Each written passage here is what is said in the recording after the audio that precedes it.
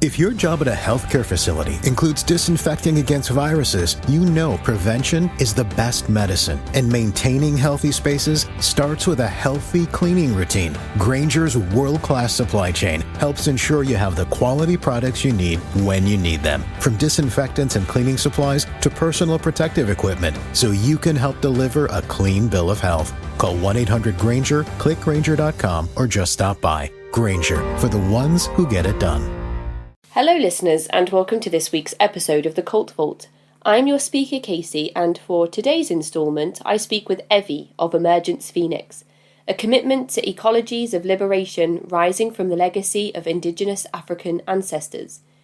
Evie is an activist who advocates for marginalised community groups and will be speaking at this year's annual International Cultic Studies Association Conference, or ICSA, in June of 2022. Before we get started on today's episode, I wanted to say a huge thank you to Heather, who has increased her pledge on patreon.com this week. She is now a top-tier supporter, and 10% of Heather's monthly pledge will go to Breaking Code Silence, a non-profit dedicated to telling the stories of troubled teen survivors and for making change. Thank you to Heather. And thank you to the person who donated to the show this week. All of this support allows for this show to continue and to get more survivor stories into the public eye. Don't forget that CrimeCon tickets are 10% off if you use the code CULT in the checkout at crimecon.co.uk. And you could submit your story to the Ally Awards at cultvaultpodcast.com and be in with a chance of winning a $50 Amazon voucher before the end of March, as well as a chance to win a copy of Mary Mahoney's Abnormal Normal, My Life in the Children of God by following, liking and commenting on my social media content across February on Twitter and Instagram at CultVaultPod. Now that all of that business is done, here is Evie talking about their experience in the Church of Christ. Hello Evie, and thank you so much for joining me on the show today. We're going to be exploring a new topic on the podcast, and I'm really looking forward to learning more. So would you like to start by introducing yourself to the listeners? Yes, my name is Evie, and my pronouns are they, them, theirs. And I am a Black, queer, disabled, neurodivergent artist and facilitator and activist and survivor. Wow, that is quite something. If you were to write that on a business card, I think people wouldn't really know which element to start with. It all sounds really compelling, lots of different things. So when you mean activist, what types of activism are you involved in? Yeah, I feel like that is dynamic for me. A lot of it has to do with what is happening in my own life and in the lives of people that are in my community, and about what's happening in the world in the present moment and what's needed. So right now, what feels very alive for me is like cult survivor, and particularly like people of color who are survivors of cults, and really bringing their voices out, and me speaking up as well. And then in other parts of my life, disability and LGBTQIA, like accessibility when it comes to communal spaces, and making sure that there's places that folks feel belonging when they have a marginalized identity, like one of those. That is absolutely incredible. What a fantastic contribution you must be to those spaces and those often marginalized community groups. So I'm so looking forward to hearing how you found yourself where you are and working so hard for the rights of all of these different people, to make sure that they feel seen and heard. I feel like we're going to go on quite a journey with today's story. So let's get into the main bulk of things. What is the name of the movement that we are going to discuss today? So the group is called the Church of Christ, and specifically the non-institutional Church of Christ. They don't call themselves non-institutional. That's what the the mainline Church of Christ calls them. And there are many different branches of the Church of Christ, or COC. I probably will end up using that because it's easier, as some of us call it. And I was raised in the southeastern branch of the non-institutional Church of Christ. And even though, I guess I also just want to say, like even within the non-institutional Church of Christ, there are branches. So there's there's the One Cup groups, and I was part of the main group of the non-institutional Church of Christ. And some of the features are that they are all autonomous congregations. They don't claim any affiliation with the mainline Church of Christ or the World Convention denomination. They are extremely fundamentalist, I would say like nationalist as well, and very conservative.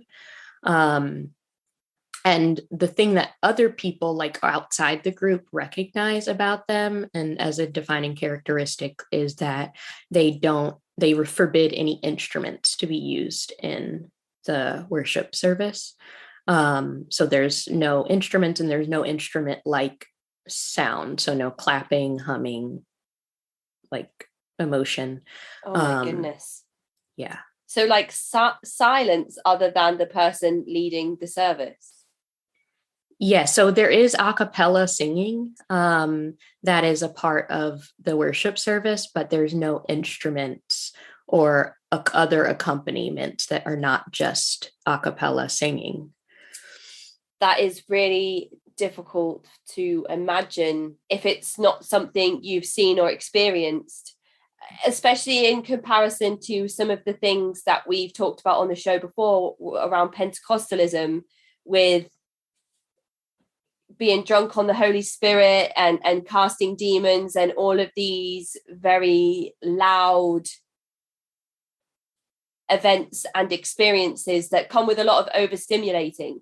So I imagine if we were to go and watch videos or attend services of the Church of Christ, it would be very different to other things that we've discussed on the show, which is interesting in itself. And also what's interesting is that you said that the mainline Church of Christ has labeled the church that you were a part of as the non-institutional Church of Christ. So is that because the Church of Christ wants to distance itself from the non-institutional Church of Christ's beliefs and practices? Is there some kind of tension between the two groups? And I suppose it's worth looking at where the Church of Christ came from and how this first branch that then split off into other branches came to be also. Yes, I would be happy to share about the history and how it came to be. And I would say that the mainline, so growing up in the non-institutional Church of Christ, I didn't know that there was a mainline Church of Christ because they're so separate. And so like they don't acknowledge the mainline churches of Christ at all. And so I would say that the tension and the kind of distancing is coming from the non-institutional Church of Christ, as far as them saying like, we're not a part of that larger group, and casting doubt and suspicion and basically saying that those people are not part of the one true church, but just the non-institutional group are the one true church. So to give some context and history, the Church of Christ was started by Alexander Campbell and Barton W. Stone as part of the Restoration movement in the United States in the early 1800s in Tennessee. And it came to be called the Stone-Campbell movement churches. So Stone and Campbell felt that instead of some of the mainline denominations' various doctrines and like trappings and elaborate rituals and like really elaborate church buildings, that all Christians should worship together in a simple way, and they should only call themselves Christians or disciples of Christ. So that's like versus Presbyterian or Methodist or Anglican or, what some of the other churches were called. And I actually didn't grow up knowing any of this. I only found out about most of it shortly before I left the Church of Christ, because I did some of my own research. And the official non-institutional Church of Christ doctrine is that the Church of Christ is the non-institutional Church of Christ, which they just call themselves the Church of Christ. I want to make that clear, but they teach that they are the one and only church that was started by the 12 apostles and Jesus on the day of Pentecost in like the first century, and that it has continued uninterrupted from the day of Pentecost in Acts, I think, in the New Testament, through the present day. So they completely dismiss and obscure the origins of the movement. And I think if someone were to try to teach like that the Church of Christ was started by Alexander Campbell and Barton Stone, that it would be considered false teaching or apostasy in the NICOC. Surely there are other religious movements out there that claim to also be the one true movement that started on the same day. So do they have any sort of evidence, or do they have any scripture that they use to back up this claim? Or do they just, does the congregation just sort of take the leadership at their word? Yeah, so another part, like one of, I say some other groups call the Church of Christ, maybe not so lovingly, as Bible thumpers, because they have a really big emphasis on book, chapter, and verse, and backing everything up with scripture. And so the primary scripture that they use, I think, is Acts 2:38. I've been out of the movement for like 10 years, so that might not be the exact one, but I'm pretty sure it is, because I heard it so many times. And that basically was like the scripture that it talks about, like the Holy Spirit being given to the apostles and the church being established at that time after the death of Jesus. And then as far as other groups, they basically just say, like, because during that time in the scripture, I think in Acts 2, the disciples called themselves just disciples of Christ, that is why they call themselves disciples of Christ, or just Christians and without any other names, and that those other names and other sects are aberrations on the original one true church. It's interesting to hear you talk about the scripture being used in that way, because that is not unique to some of the other stories that have come through on this show. But of course, if that is all that you have lived and all that you have experienced, you have no other reference point to realize that there are thousands of other branches of Christianity that also claim to be the one true faith, that also claim that every other faith is a cult, or an aberration, as you said, or just simply, being led by the devil, or whichever explanation the church might use to explain why these other faiths are wrong and why you are a part of the only true faith. And that must be difficult to grow up in an environment where you are taught these things, to then realize at some point that there is nothing particularly unique or special about that proclamation, because there are millions of people around the world who are being told the same thing. I don't know if that's something you experienced as you decided to distance yourself from the church.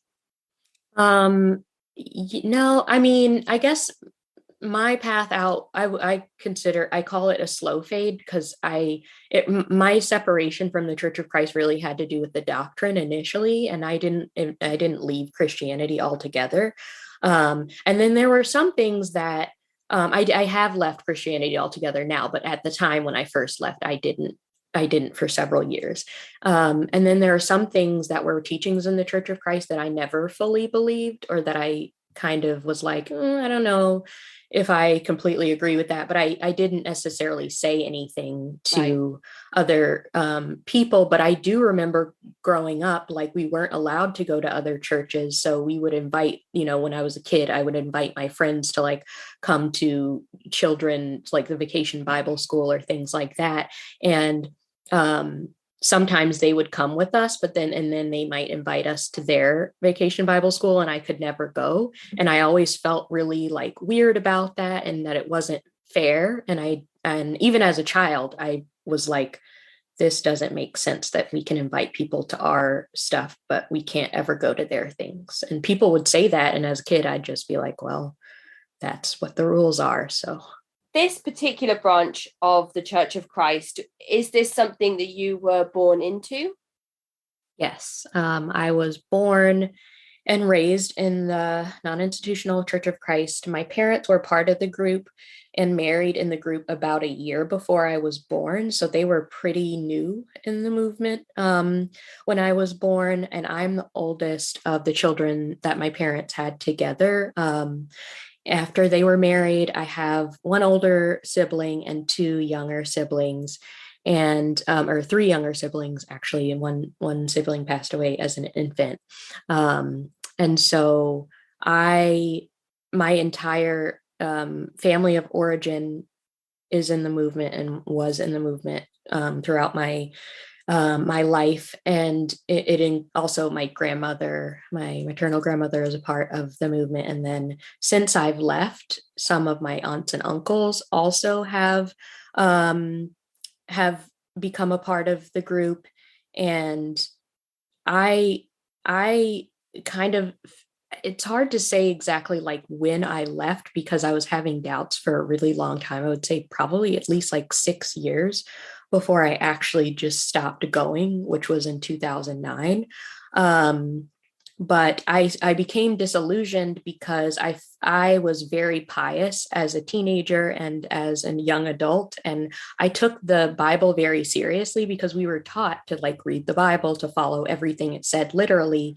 And I got really disillusioned and discouraged because I felt like the teachings of the Bible and the way they were actually being applied in the group were either false or were wildly inconsistent. And I had been homeschooled and like completely isolated from mainstream society. But one of the teachings that really, I think, was the primary reason, like the straw that broke the camel's back, so to speak, was that the teachings about taking care of the poor and people who don't have family, and really about serving the community. And I felt very strongly about that, and I still do. And so I didn't see that happening in the Church of Christ. It's very insular. And so if there is support given, it's only to people who are members. And I felt like that was wrong. And I had a really hard time for several years seeing the incongruity between like what was in the Bible and what Jesus was saying that Christians should be doing, and what was actually happening and what I was seeing. That aligns so much with my own personal thoughts and feelings on sort of religion as a whole. When we have these conversations, and especially when you look at things like purity culture, and I often ask the question, and I know it's not as simple as this. I know it's not as, black and white as just saying that, if somebody can't afford to wear certain clothes and dress in a certain way, or doesn't have the education to present themselves or articulate themselves in a way that would make them seem, sort of as modest on the outside as they are on the inside, if personal circumstances do not allow that person to fit a particular church's vision of what a modest person should look like outwardly, how does that person then become any less closer to their chosen God just because they can't meet those requirements? And I know that that's only one small part of this entire conversation and this entire sort of subject as a whole. But it's always the one reference point that I come back to, because, you know, a person's personal circumstances, meaning that they can't meet certain man-made ideas of what a person should look like, or how a person, you know, should conduct themselves. Does that mean that they're any less holy? I'm not sure. You know, just because a person falls in love with somebody of the same sex, does that mean that they're any less holy? It's this big thing that we always come back to. But what you've said there about those doubts and those kind of those seeds that you had growing up that then manifested into something a bit more, all of the values and all of the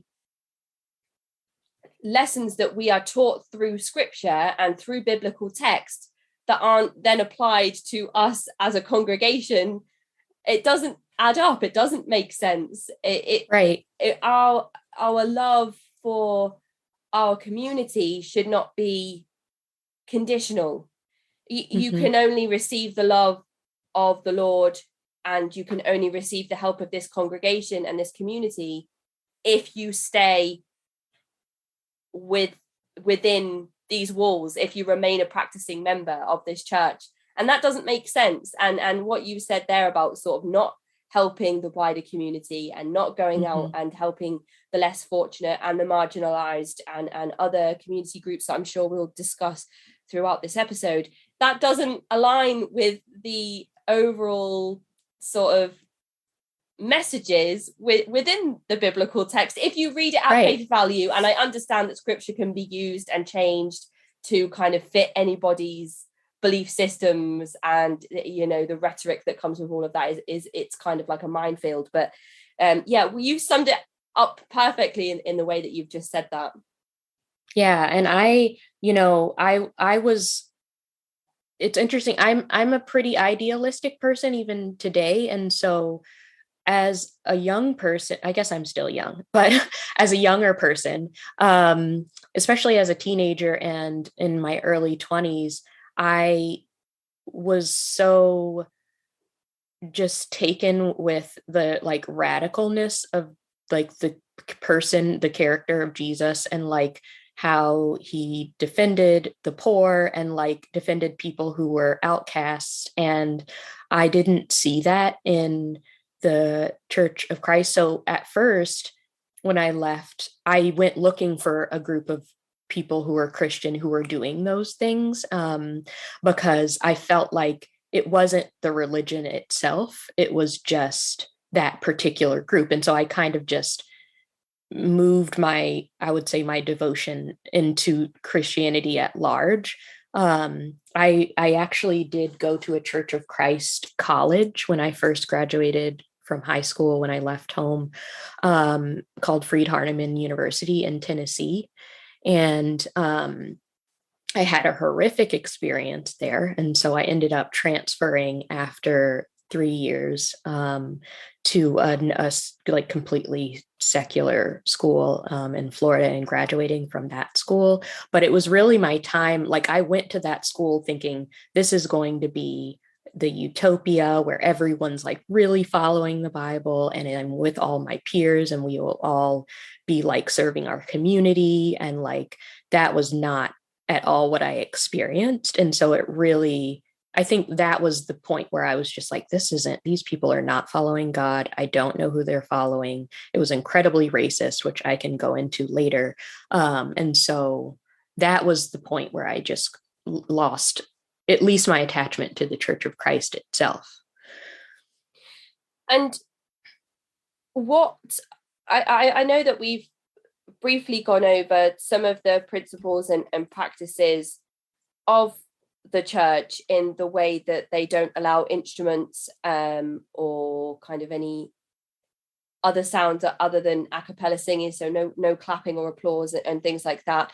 But is there anything else that you remember specifically from attending certain services or church events that would give us more of an overview of your time during the Church of Christ when you were a member of it, as opposed to the kind of historical the historical side of things that you went through briefly before?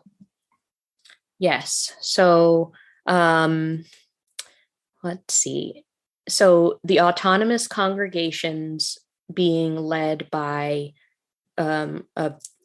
elders and deacons is a pretty, that's I would say, part of the core teachings in the Church of Christ. And one thing I do want to say about the a cappella singing is there's only very few things that I miss. And actually the a cappella singing was often quite beautiful and very ethereal, I imagine. Yeah, and I actually got a really good music education being in the Church of Christ, because some of the congregations take singing very seriously, and they would even have classes where you would learn like how to read music and what part of music that you sing. I'm an alto, and so they took it very seriously. And I think now that I have left and I've gone, I've studied healing, just kind of like in the larger human society, I know that there's something really like beautiful somatically that happens when people sing together. And I did experience this feeling of like, collective like unity and blending voices with other people. And that was something that we would just do for fun in college, was get together and sing together. So sometimes I do miss that, even though the music is really triggering. And so it's like I miss the feeling of it, I guess, more than I miss the specific music. And that is, I like to name things that I miss, because I think sometimes it can be easy to just focus only on the things that were horrible, which were abundant. And I certainly don't want to downplay those things. And there are things that I miss too. The Church of Christ music has a very doomsday vibe. So a lot of it is singing about people losing their eternal souls, and they have their own very specific songbooks that only the Church of Christ uses. And women are not allowed to like sing or like lead singing. And so, I mean, you can only participate up to a point, but that is something that I actually enjoyed when I was a part of the group.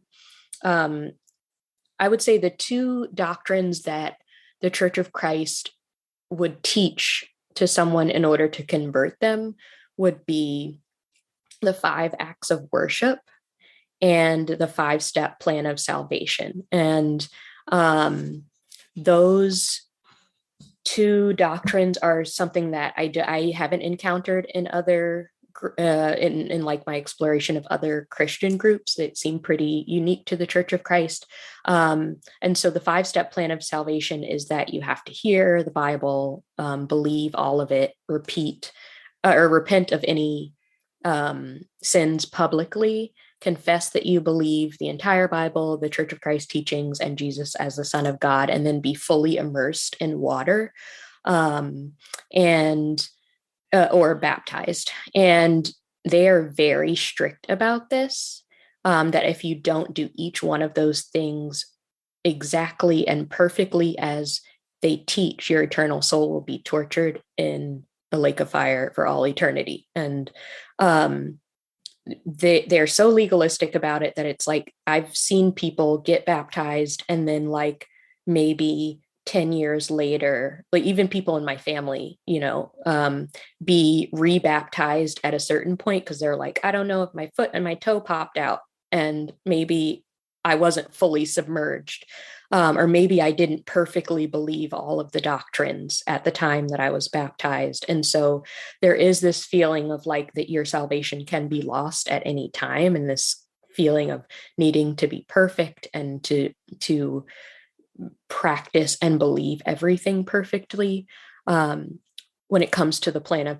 of salvation, the 5-step plan. And then for the acts of worship, that's another thing that they really lean on, as that sets them apart from other groups, and that it's the only correct and acceptable way to worship. And so in any Sunday worship service, there must be singing, praying, communion, teaching or preaching, and a collection of money. And they have scriptures that are used to back up each one of those things. I don't remember all of them anymore. And also that members of the Church of Christ are expected to attend every single service. And if you don't attend the service, that is a sin, and it's called forsaking the assembly. Even if you just miss it one time because you were like watching football or like were tired or something like that, it's just expected that you're there every time the doors are open. And then finally, I would say the last kind of core teaching that someone might be taught in order to be converted is that there's this belief that Jesus will come back at any time to reclaim his followers, and that the world will end in fire. And although they don't, so it's different than some other evangelical Christian churches because they don't believe in the rapture. Like they're very adamant that like there's no rapture, there's no tribulation. It's just like an instant Jesus comes back. There's the day of judgment, and the people who are in the Church of Christ and have lived faithful lives will be ushered into heaven. There aren't really specific teachings about heaven and what heaven is like, but hell is presented as like such a horrifying, terrifying, awful thing that like any heaven is better than that. And so that's kind of just the way that that's how it's approached. And I would say like one of the things that they heavily depend on to convert people is creating that existential dread and that fear of hell. And that's used pretty heavily to keep people in line within the congregation as well. And that fear must be so easy to prey on because mortality is one of the only things that is definite in life. Nobody is immortal. Nobody can live forever. We will all die at some point. And because that is one of the only certainties in life, isn't that so easy to prey on? It's not like a maybe this will happen, maybe it won't happen. We all know that at some point we all will die. And don't we want the best for ourselves in the afterlife, or don't we want the best for ourselves if Jesus is to come back one day and those of us who have been devout followers will be allowed to continue on and in heavenly circumstances as well, and the rest of the people will end in the lake of fire? It's I feel like it's one of those things that because we will all meet our end one day, it's an easier thing to exploit that as you said, existential dread, because I lie in bed sometimes and I go into my existentialism, and I just think this is not a good thing to think about before bed, but I think even those of us that haven't practiced in high demand religions or been involved in high demand religious groups still have those moments where we are lying in bed and we experience our own existential crisis, where we're thinking, will it be tomorrow? Will it be 20 years? Will I accomplish everything I want to do? And that is without the pressures of an insular religious community that has scripture to reinforce the biblical messages that they have on top of that. So I can imagine that being taught those messages from a very young age, to have those images of hell ingrained in you from early ages into adulthood, must be quite a terrifying thing. And I can see why family members are so eager to be rebaptized. Yes. As a child, I used to have nightmares and panic attacks about either dying in my sleep and going to hell, or Jesus coming back at any minute. I can remember they would say like the trumpet will sound and that will mark the end of the world. And so pretty much any loud noise would just like completely upset my nervous system. And like a train, an airplane, I lived in an area that was, there are 5 military bases in the area. And so we would always hear the jet. So like a really loud jet, like, and there were so many, triggers. And I did have this kind of terror about, had I, been perfect during the day, and we were taught that you have sinned if you can understand the 5-step plan of salvation. And if you can understand it, then you are accountable. And if you have sinned, even if it's just disobeying your parents or getting annoyed at your, younger sibling, that's a sin. And so I was baptized at 9 years old because of that like feeling of terror. And honestly, at this point in my life, I feel like that should be considered child abuse, like teaching children those sorts of things, because it did cause me a lot of anxiety. And I've talked to other members who have left, and many of us have left years ago, and living with that sort of anxiety for years and years, and having been taught it from the time you could hear and talk and understand language, it kind of works its way into our bodies. And many of us do live with ongoing anxiety even after leaving, just because our bodies got into this habit of being anxious about dying, about other people dying and going to hell that we were in our families or that we cared about, or our friends. And it is really traumatizing, the doomsday element that, I was diagnosed with panic disorder in my early 20s. And it's interesting because when I received that diagnosis, it was there was a therapist that I saw who actually was a member of the Church of Christ. I saw this person a little bit later. I had seen someone else for just one session, and I think we'll probably talk about that later, but that put a bad taste in my mouth. And so I put off going to therapy for a while, but then I started having panic attacks again. And that therapist asked me to keep a journal of when I was having the panic attacks and like what was happening, so that I could figure out what the triggers were. And after a couple of weeks, when I came back and she looked at my journal, she made the connection that I was having them in only religious settings. So it would be, this is when I was in college. So like we had chapel that was mandatory every day.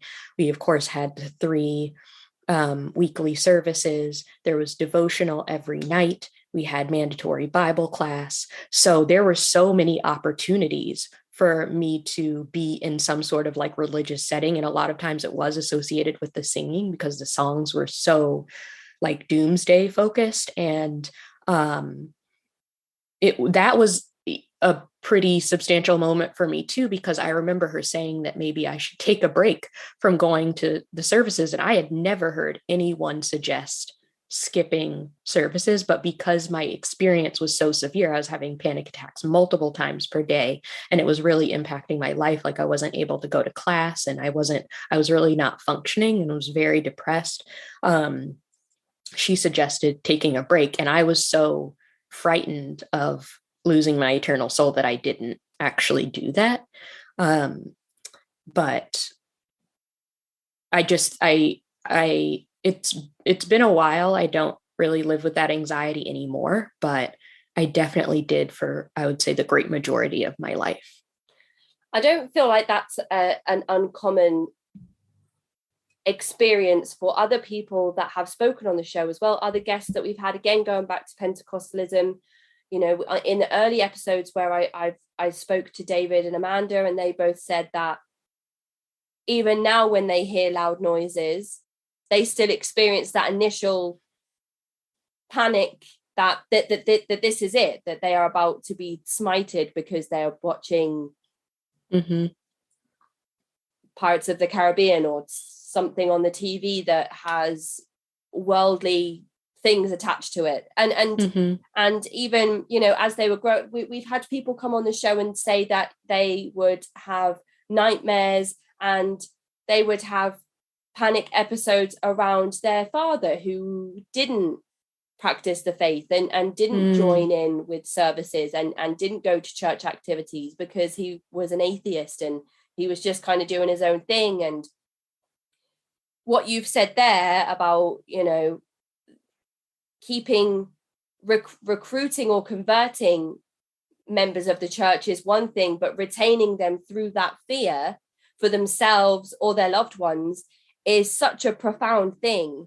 And even the music in itself, where you're talking about the a cappella singing and the choir, it's like a juxtaposition. It's this beautiful sound that it is like, it is angelic. It sounds so like otherworldly, like, and you, it's often used as a way to get people into a trance-like state, to allow people to lower their guard, to allow them to be more suggestible and susceptible to ideas. And then for the words in those songs to have such a juxtaposition meaning to the way that they sound, that is like mental gymnastics in itself. To hear such beautiful sounds, and those sounds are hellish messages, is really difficult for me to even comprehend. So to experience and live that must be another thing entirely. And as you said, it was actually a part of the church that you enjoyed, but then it went on to trigger you. So again, another difficult thing to really explore in your mind, to work out sort of how you journey through that, enjoying certain things, but then having them trigger you. I don't know if there's a solution you've come up with. You said that you went to some sessions and with just friends, and that was quite nice. And I don't know if there are other similar types of a cappella music that you can listen to that don't have those types of lyrics, or is there a way that you've found to kind of have that without it being upsetting? Yeah, I feel like a few years ago, I was at a movement conference, like a workshop for activists, and I was able to reclaim this love of singing and music. My group did a presentation for the larger conference, and part of what we did was kind of split up our time and gave each person a portion. And the portion that I chose was a song. And so a couple of other people in our group had this song that was like an activist song. It was called Grief and Praise. And I chose to lead the song, which is something that would never have been allowed in the Church of Christ. But I was like, I'm going to do this. Let me learn this song. So we practiced together. And then I got to lead this song while everyone was singing. We were standing in a circle and we were singing the song, and it's a round, which are like my favorite kinds of songs. And it was during a ritual of like letting go that we were doing, that we created in our group for the larger group. And it was so beautiful. People were expressing emotions, you know,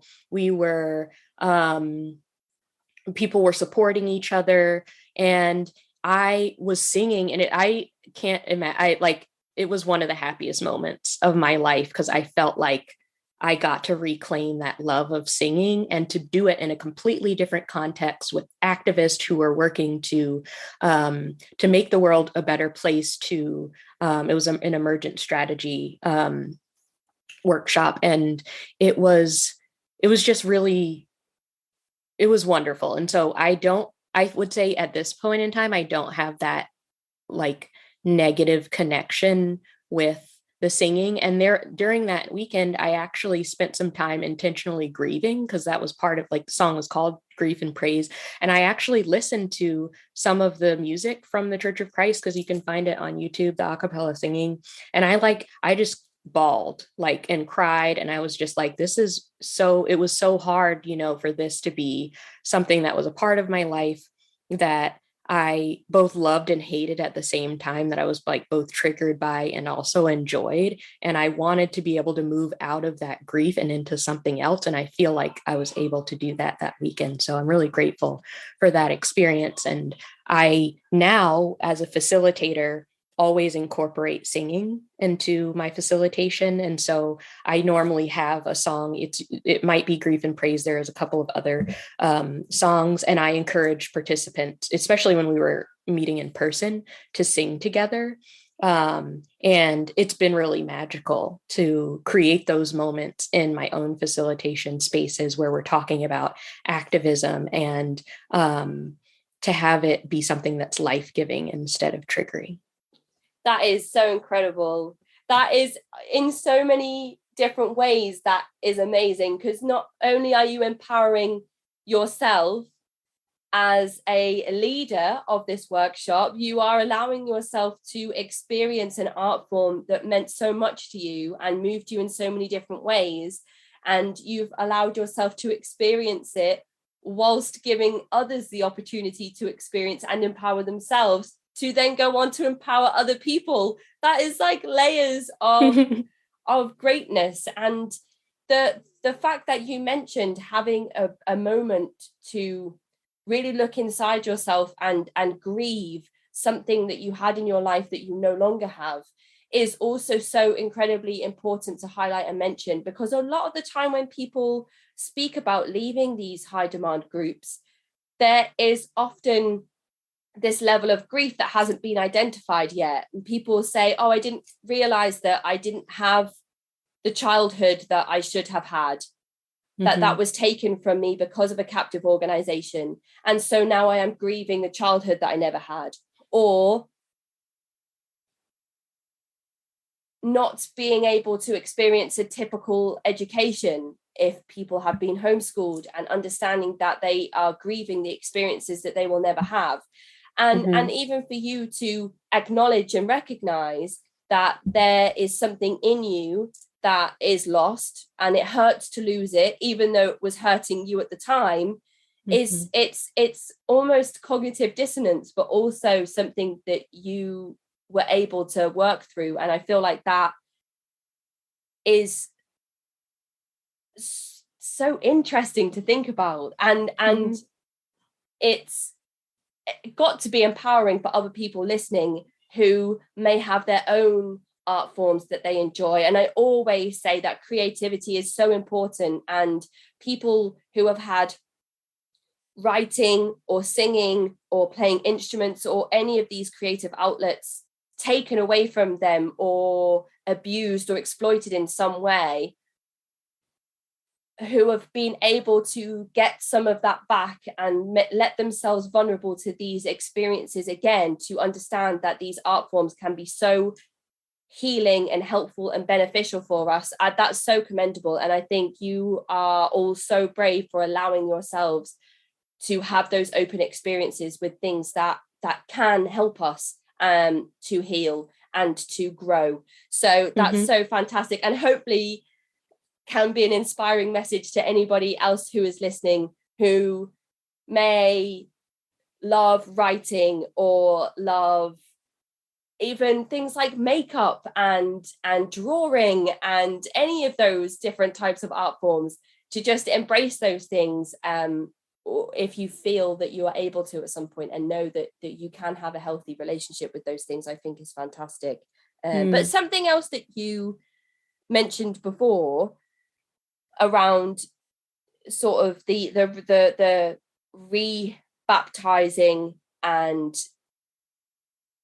this a constant anxiety around trying to remain pure and trying to remain holy, and trying to ensure that you never break any of those 5 steps or rules.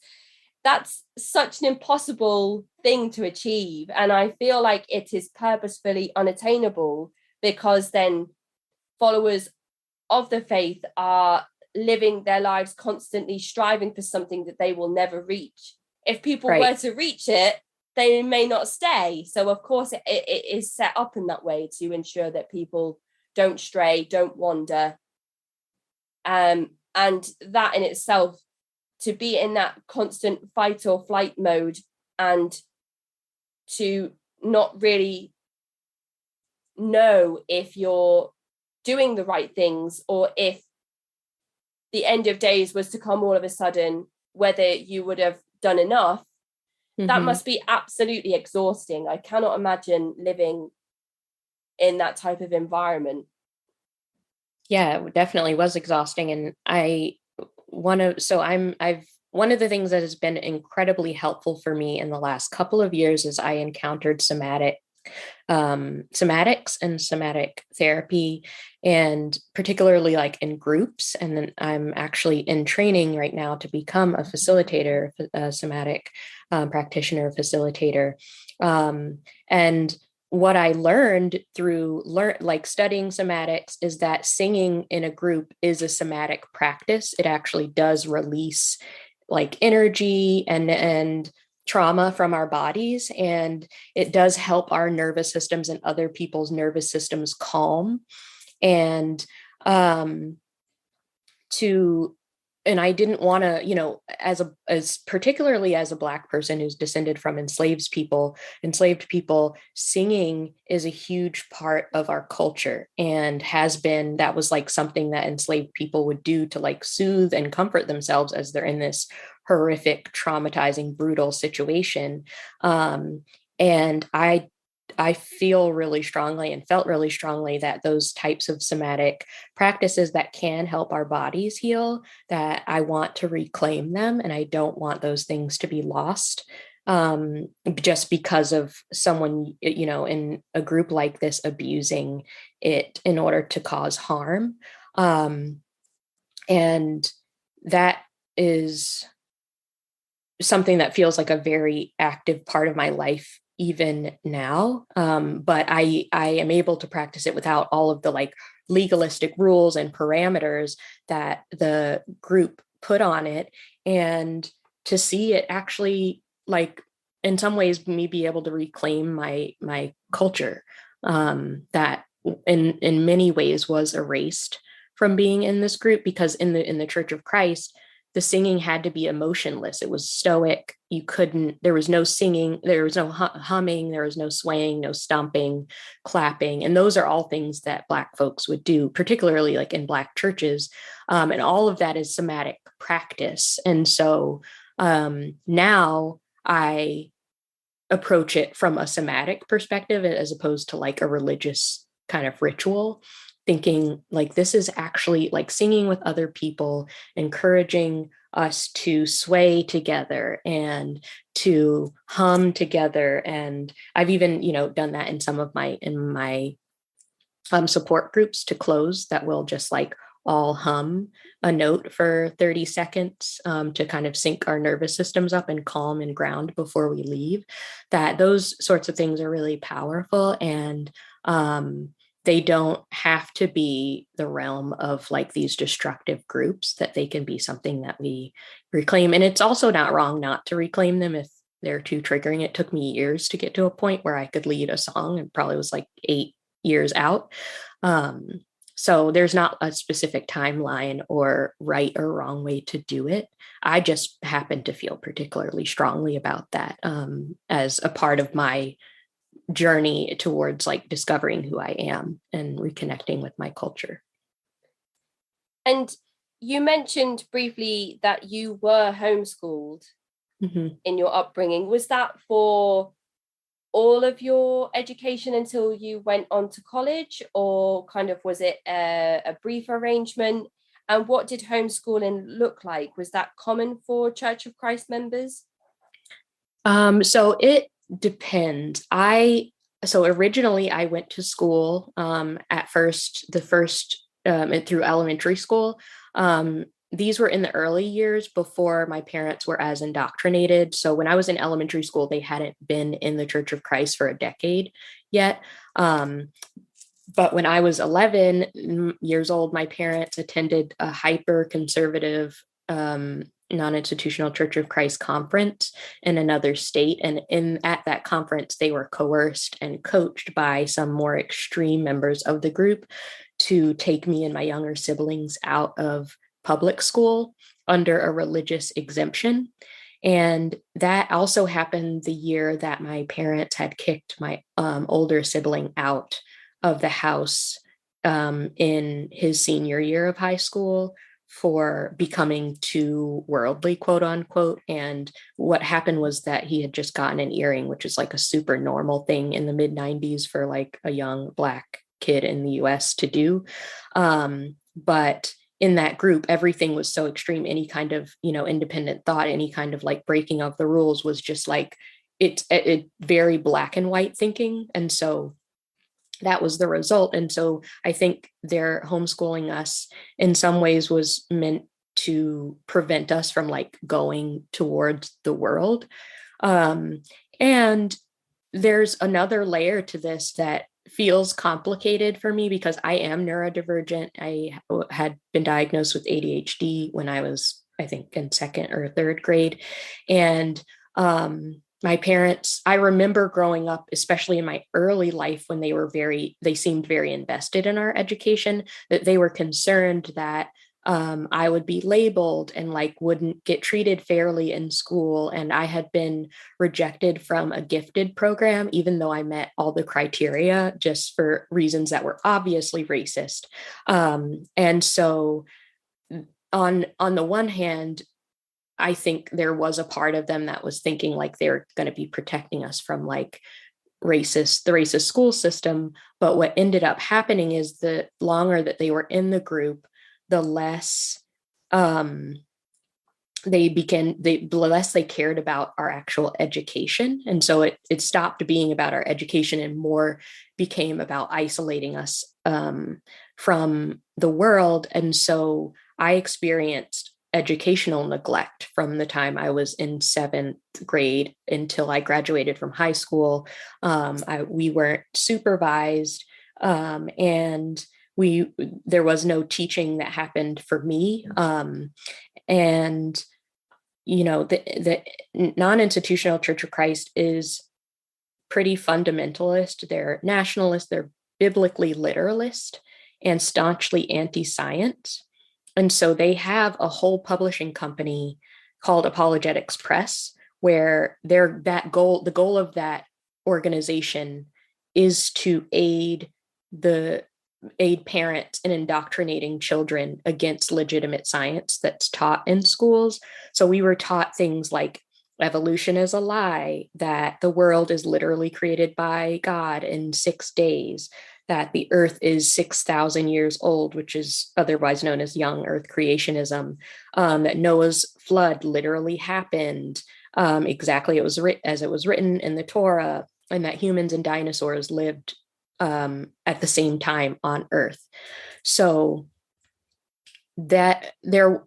I feel like it's layered. There was like an element of like wanting to protect us, wanting to isolate us, and then also wanting to like indoctrinate us into anti-science and nationalist rhetoric that wouldn't have really flown in the schools. And I also know that there were, myself included, but they were very against sex education. And so that was something that we might encounter in schools. And I know that my parents, even when I went to school, when we had sex ed, they would like write a letter to the school and make sure that I didn't attend.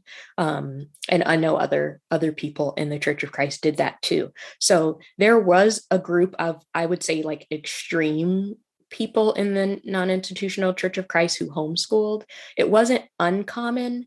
I wouldn't say most children in the Church of Christ were homeschooled during the time that I was growing up in the church, but it did become more popular over, like when we first started homeschooling, there weren't very many homeschoolers. And by the time I graduated from high school, there were lots more people who were homeschooling. And that's complicated because like the school system in the United States isn't great in a lot of states. And so there are some people even religious people who homeschool because they're actually concerned about the quality of education that their children are getting. And that can very easily get mixed up with people like my family who were like, you should just study the Bible. That's the most important thing for you to study. So it's not important for you to learn algebra. It's not important for you to learn, science. And because of the immense amount of educational neglect that I experienced,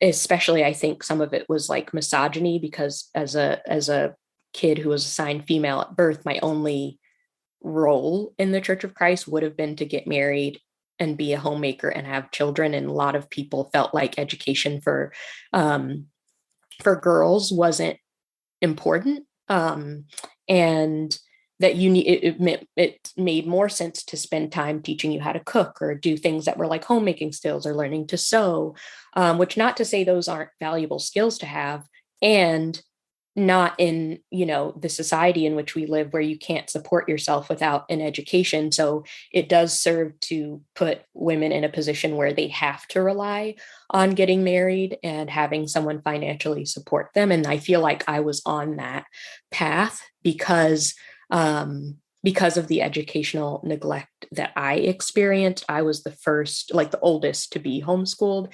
And because of my experience, I advocated very strongly for my siblings to get more access to like outside resources, to be able to go to homeschooling co-ops, to be able to get, like I taught my sister to play the piano. I actually also taught one of my sisters to read. Because we were, no one was supervising us. She got to be like 8 or 9 years old and she wasn't reading.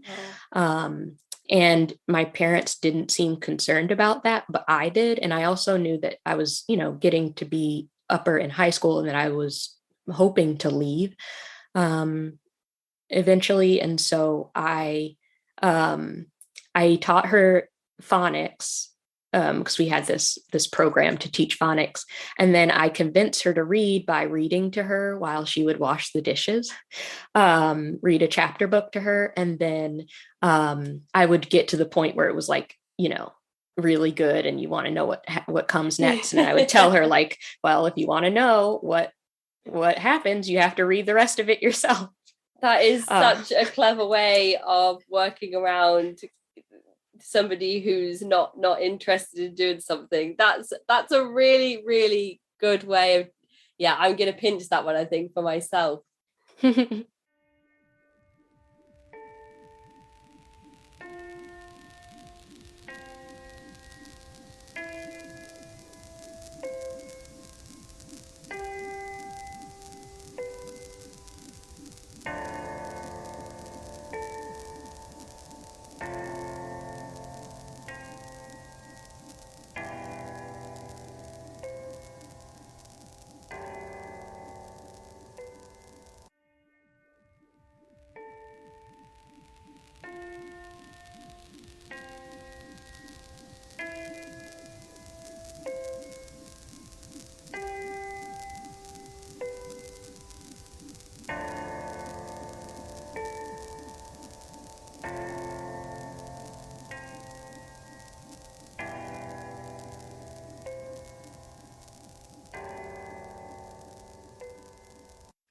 Yeah, it was very effective. And she became a very voracious reader. And I also, like, I think part of the reason that I ended up even learning anything during those years was because I am so naturally curious. And I was also so bored that I just would read anything that I could get my hands on. And so I did read textbooks. I remember reading the encyclopedia. This is in the time before like smartphones and the internet being widely available. So I really only had access to things at the public library and what was in our house. And I remember like one way that my parents, I wasn't always I am pretty willful, which is probably why I left. I wasn't always responsive to, being sent to my room or even having certain privileges taken away. But one punishment that my parents would use was to tell me that I couldn't go to the library uh, because I loved reading. And so it was really upsetting to me not to be able to go to the library, because I would go to the library and check out 5 or 6 books, the maximum amount of books, and be reading all of them at the same time and read through all of them in just a few days, because I would just be reading all day long. And another thing I did was write in journals pretty much every day. And so I did eventually like learn things like history, and social studies and some of the life sciences just because I was interested in them. But things like math and the, more complex sciences like physics and chemistry that require algebra, I didn't learn those growing up in my education from 6th to 12th grade, because no one was supervising me. And because I struggled with them, I was expected to just teach them to myself. And often we would be left alone all day. And I was the one who was responsible for my siblings. And so we would be given chores or, other things to do that weren't our schoolwork. And I just didn't have the resources available to teach myself algebra. And there was no one to ask questions or anything like that. And so that has impacted me into adulthood. It affected what I decided to study in college, because I didn't feel confident enough to study what I really wanted to study because I didn't feel strong in math. And I still feel some resentment about that, because I think I would have chosen a completely different career path had I gone to school and had the support that I needed to study math and science, and also some of the extracurriculars that, like playing sports and being able to, do art and theater and those sorts of things, which my siblings eventually got to do because I advocated for them to have access to those things, but I didn't get to have that growing up. Just even things like building on your social skills, so that when you do go into employment when you're older, you have the ability to interact with people that are not from the church or the congregation. And I understand that in some insular communities there would be no need for people to interact with people outside of that community.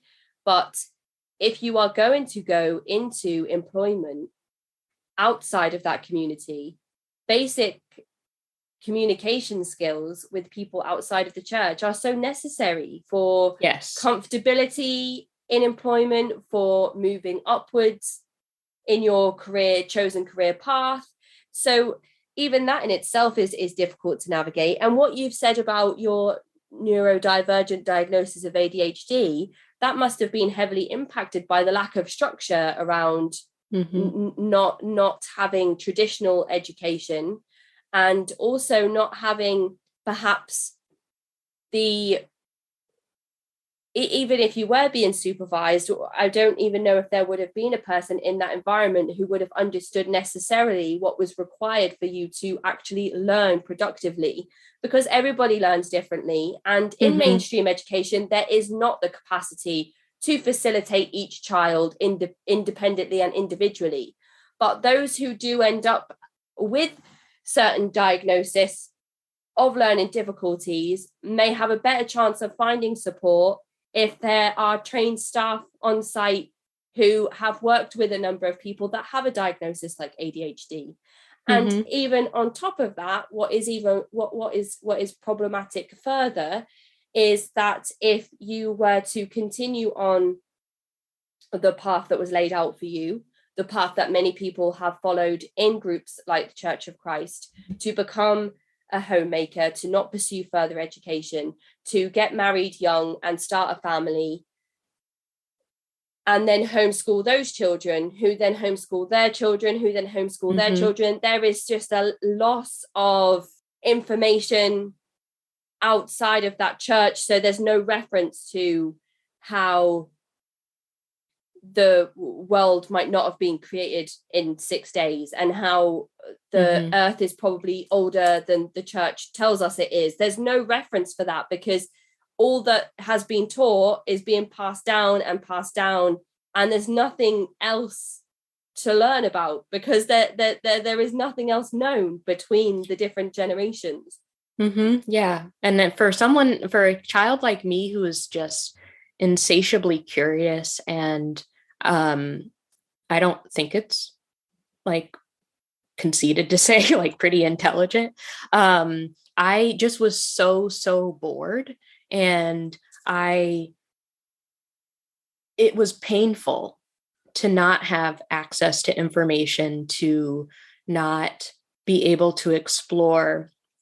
I'm a kinesthetic learner, so I learn from being in a dynamic environment, from movement. And reading a book about algebra isn't going to help me learn it. And one thing that I learned actually in college, once I left, like even the Church of Christ college, because I had to take a physics course to graduate, and I was really struggling. It was so challenging. And I remember I kept failing the exams, and I was studying so hard, and I just felt so defeated. Like this experience of not having the education that I should have gotten growing up would basically prevent me from being able to be successful in life. And I don't think that there was ever really any acknowledgement in my family of how much I struggled. And I mean, when I was in school, I did have an IEP, the individualized education plan. I did have the like specialized support for ADHD. And so it is evident really to me, looking over the course of my entire education, that my parents got more and more indoctrinated, and that they really completely changed their mindsets on education over the course of my K through 12, that they were so invested in getting us into good schools and making sure that I didn't get labeled, and making sure I had the support that I needed when I was in school. And then over the course of the second half of my education, they completely just abandoned any concern about the quality of education that I was getting. And I mean, they didn't help me apply to college. What ended up happening was, when I got to be a junior in high school, I realized that in order to leave my family, I had to go to college. Like that was my only way out. And that college was going, especially as a Black femme, in the US, where I would be facing all sorts of discrimination, which I was aware of that. You can't make a life and support yourself without any education, as someone who's like me. And my parents certainly would have known that. And so, and my dad went to college, he has a degree.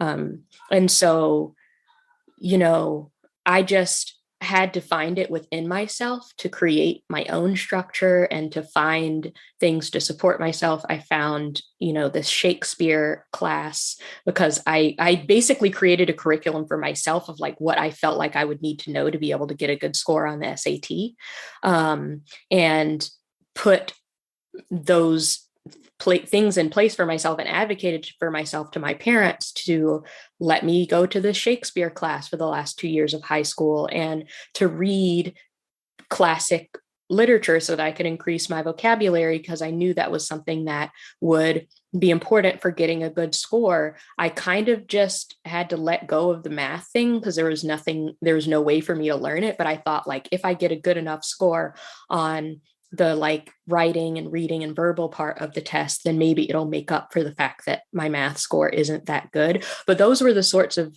like reasonings that I was having to do for myself without any support at all from adults or any guidance, because I knew that that was my only way to be able to leave my family, and that otherwise I was just going to be stuck. And I also had some inclination that I was not straight and that I was questioning my gender.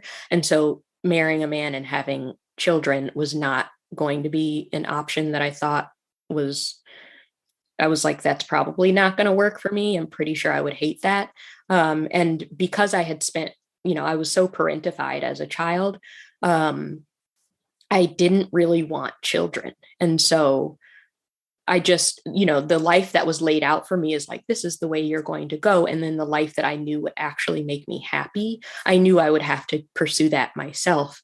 And the only way I saw to do that was to go to college. And so after years of not really getting any sort of like formal structured education, I did take it upon myself to create that for myself and did the best that I could, which I feel proud of that. And I also advocated for my siblings to have access to more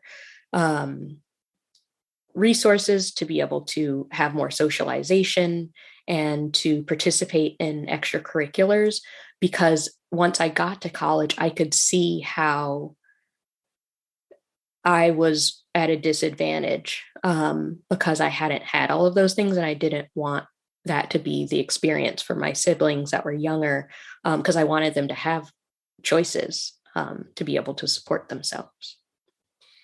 You said there that you're proud of yourself, and I think that's probably that should be an understatement. You should be that. What is a word that's more than proud? Because what you said there is so deeply inspiring, that you were able to do all of those things for yourself.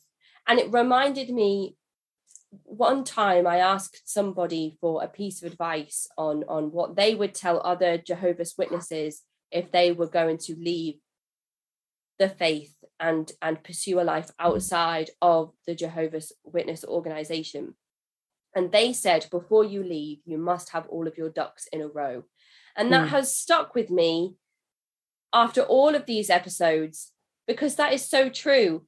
You were in such an insular community with a life laid out for you that would mean no further education, that would mean limited life skills, that would mean focusing on things like homemaking, cooking, cleaning, sewing, knitting, and all of those things, without knowing how to change the oil in your car, or how to change the tire, or even learn how to drive, and things that, things that maybe people like myself take for granted on a daily basis, things that we have access to that you may not have had access to if you were to stay on that course. And then to realize that you wouldn't be able to then go a step further than that and support yourself financially if you didn't have a further education, and then take the steps needed to make sure that you would meet the requirements to pursue that further education. That is such an incredible thing that you have done there for yourself and for your siblings as well. And I just think that being proud of yourself is one thing, but there should be a word that's like more than proud. that is so, like, that's really moved me there, what you've said. And I really hope that can inspire other people to know that they can make change for themselves as well.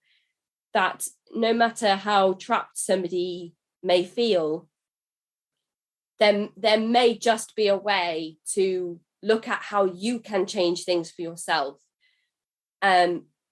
What you said about, trying to expand your vocabulary, somebody may be experiencing the same things with not understanding how something like public transport works. If they're going to go and attend further education, or even attend, high school, how do I get there?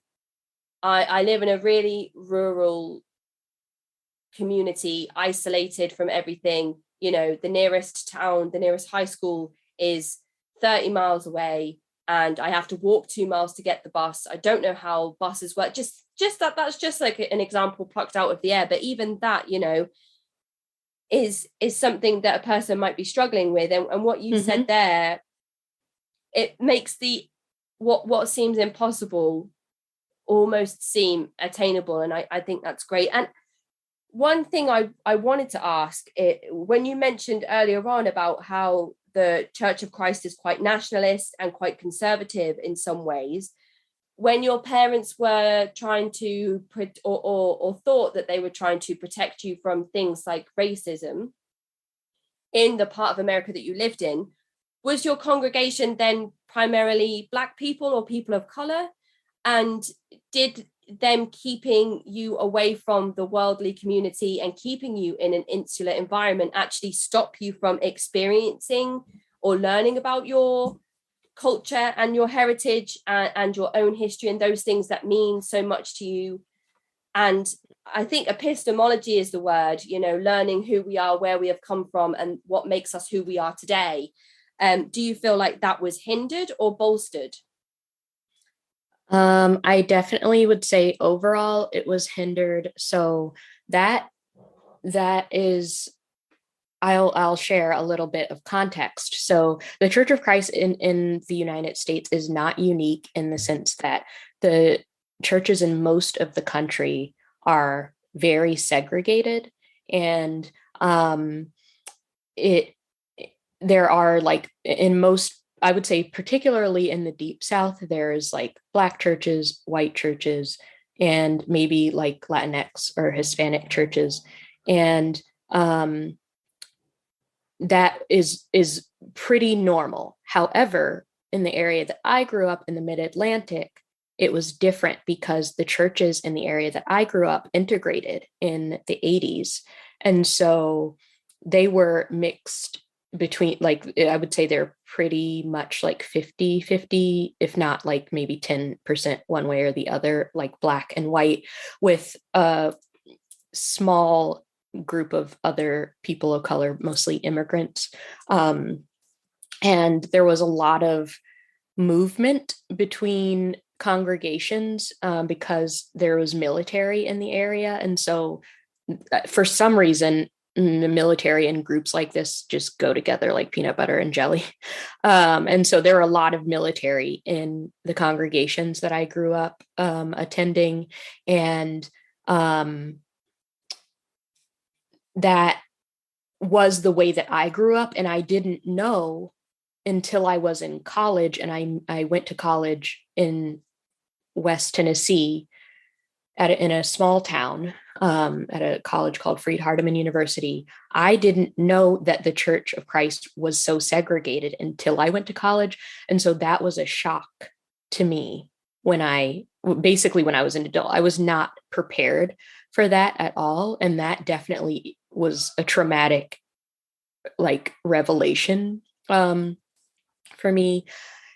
Growing up in the churches that we were in the Mid-Atlantic region, when the churches integrated, what happened was that the white churches just absorbed the Black churches, and then the culture of the church was what the white church was used to. And so all of the the historical, like, Black culture around music and oral history and all of that stuff just got completely erased. And it actually was taught to us as those things that Black churches do are unscriptural. They have this phrase in the Church of Christ about the worship service that they say it needs to be decently and in order.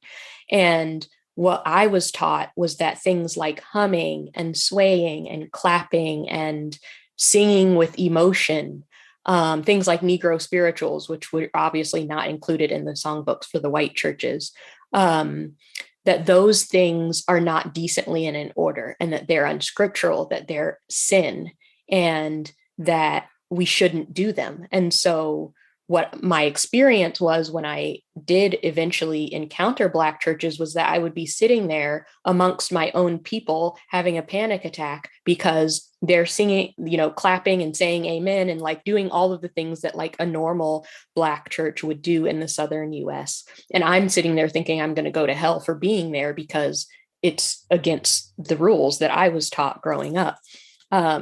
So that kind of whitewashing was the standard in the churches that I grew up in, even though they were racially mixed in a way that wasn't the case in most other churches of Christ in the United States. But I think now, I've spent the last 10 years undoing all of that stuff, learning that it's internalized racism that I was taught. And I've had to do a lot of work to get those kind of thoughts and impulses out of my mind because I was just taught them so repeatedly. And the other thing that is really sad is that I do feel this kind of alienation from like Black church culture. Like that wasn't my experience growing up. And so that's not something that I can relate to other Black adults who grew up in, you know, in a more culturally appropriate setting, I'll say.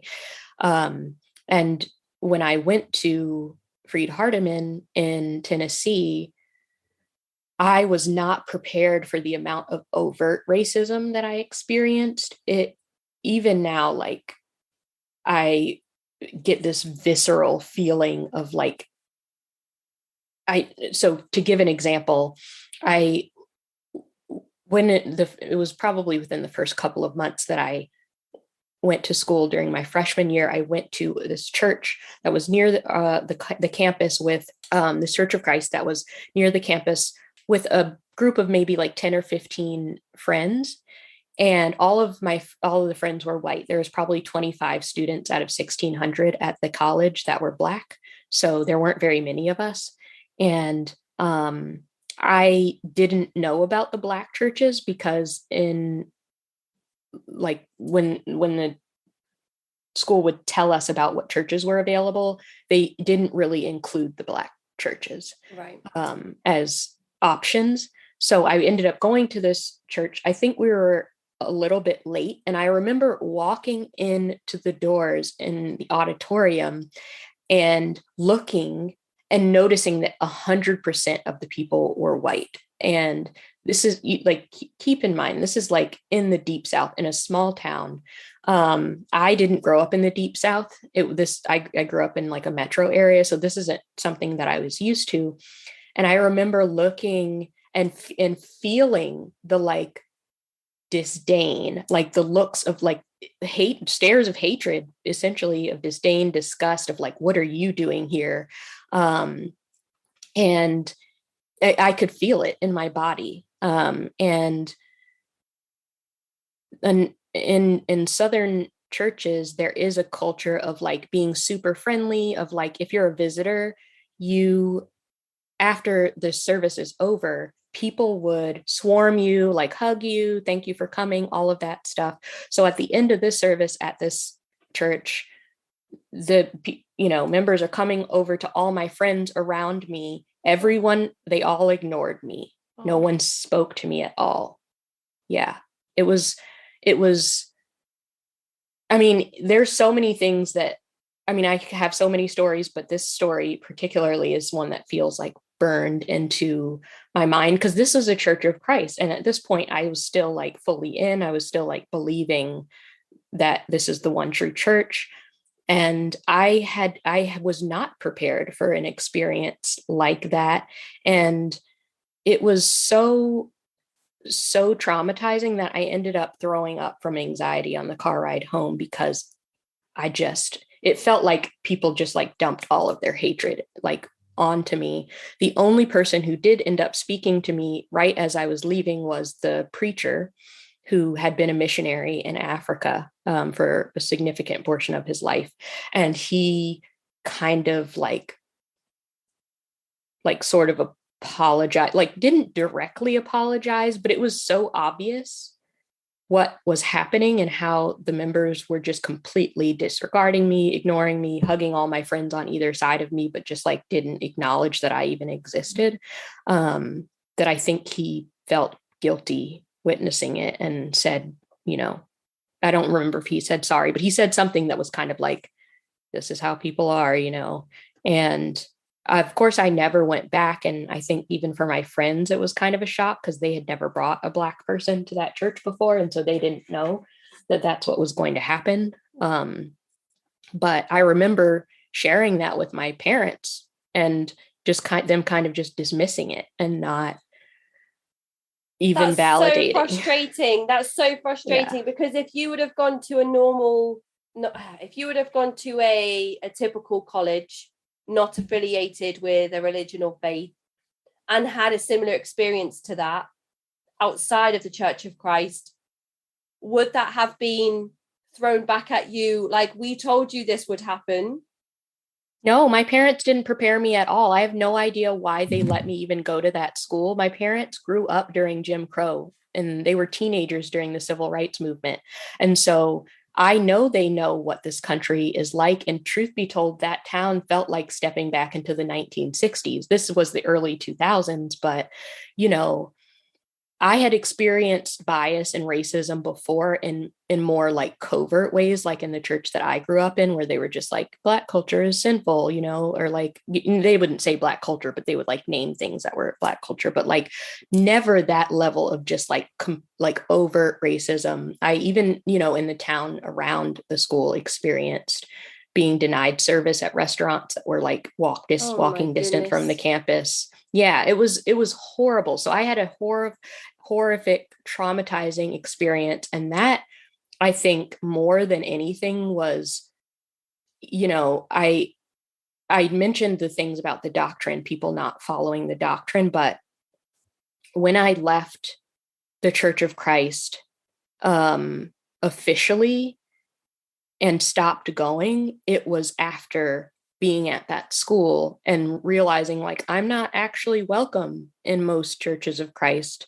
And the churches of Christ where I grew up, where people are all worshiping together, is not normal. That's not what happens in 99% of the churches. And so the experience I actually had in Tennessee was the normal experience that I would have as a Black person attending churches that were not exclusively Black churches. It's despicable on so many levels, because not only have your parents pulled you out of mainstream education to protect you from things like racism, whilst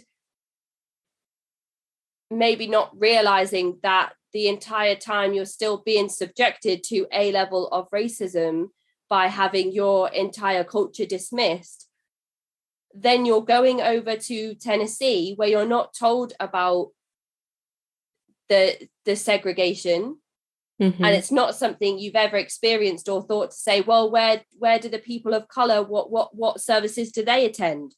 Because you don't even realize that that's a thing, and there's no churches listed that you know, where Black people only go to.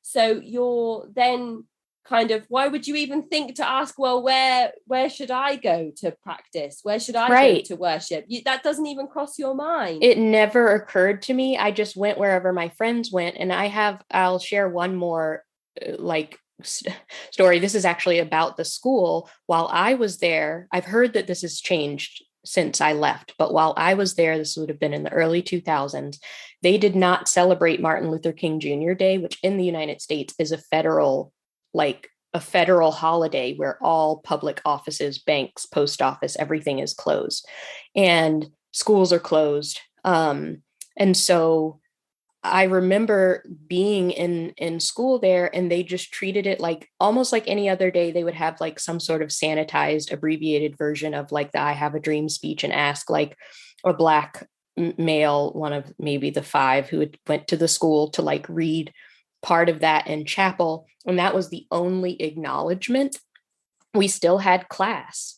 And I've never heard of a school not honoring a federal holiday. It was mind-blowing. And that had probably been going on for decades at that school. And when I asked about it to somebody who was a prominent member of the Church of Christ in Alabama, who had generationally gone to that school, so that person was my parents' age, but she had gone to that school. Her children went to the school. Her parents had gone to the school. She said to me that she didn't even know why there was a Martin Luther King Jr. Day holiday. This is a white woman from Alabama in the Church of Christ, that all she knows is that he cheated on his wife, and she doesn't know why we would celebrate someone like that. Oh my goodness. Oh my goodness. Yeah.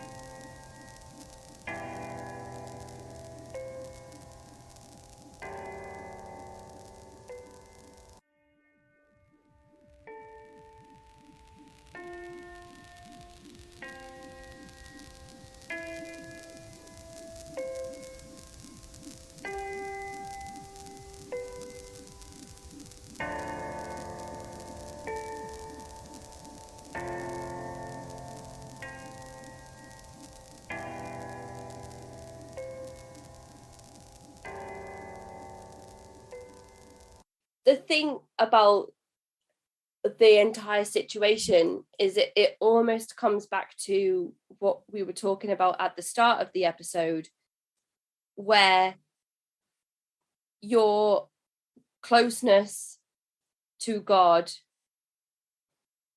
is it's almost conditional, and in this situation it's conditional on the color of your skin. Yes, and absolutely. How can a person choose what color skin they are born with? So where Exactly. we're talking about, be as modest on the outside as you are on the inside, a person can't change their circumstances, a person can't change the color of their skin, a person can't change the gender or person that they are attracted to. So again, how can these people decide how holy we are based on those things? That exactly. is ridiculous. That doesn't make any sense, and it goes against the core principles of the religious text, does it not? Right. Well, I mean, according to the Church of Christ, God created everyone, and if God created everyone, then that means that God created everyone of all the races, of all the genders, of all, and I feel like it was abundantly clear, especially after I went to Freed Hardeman, that to be righteous was to be white. And so it wasn't, it's not even, I mean, at this point, I'm like, I shouldn't have needed to like want to change myself, but it really, I don't know, there's such an incongruence. For me, those sorts of things were things that made me have more questions and made me doubt, because I was like, well, this seems wrong. Like, I'm pretty sure I tend to be more of an independent thinker, and not to always, don't always just take what I'm told. I process it and question it. And I was like, I'm pretty sure that this is not like, I'm pretty sure that that racism is like evil.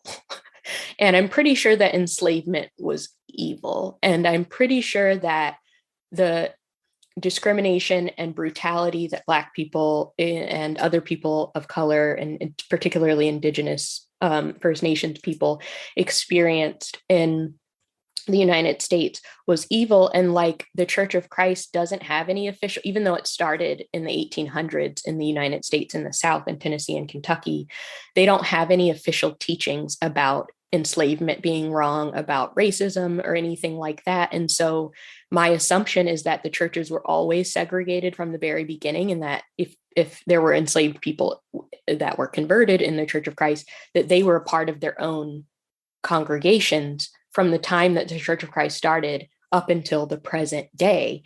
And I even remember asking some people, I don't know if it was like a faculty at the school or somebody, maybe peers, like, if the worldly people, like the United States government, which aren't even Christians, if they could say that discrimination is wrong, and there could be an entire civil rights movement where they tell everyone you have to integrate because this is wrong for you to be separated, then how is the Church of Christ still segregated? And that's okay. Like, wouldn't we be like behind, where aren't we supposed to be more righteous than these people who are worldly? And so those sorts of things made me have more questions, made me doubt. And I think the racism was one of the biggest leaps of like doubts that I had, as far as like Church of Christ, and eventually it just Christianity in general, because those sorts of things are not unique to the Church of Christ. The Church of Christ is very, that's pretty run of the mill as far as like evangelical Christianity goes.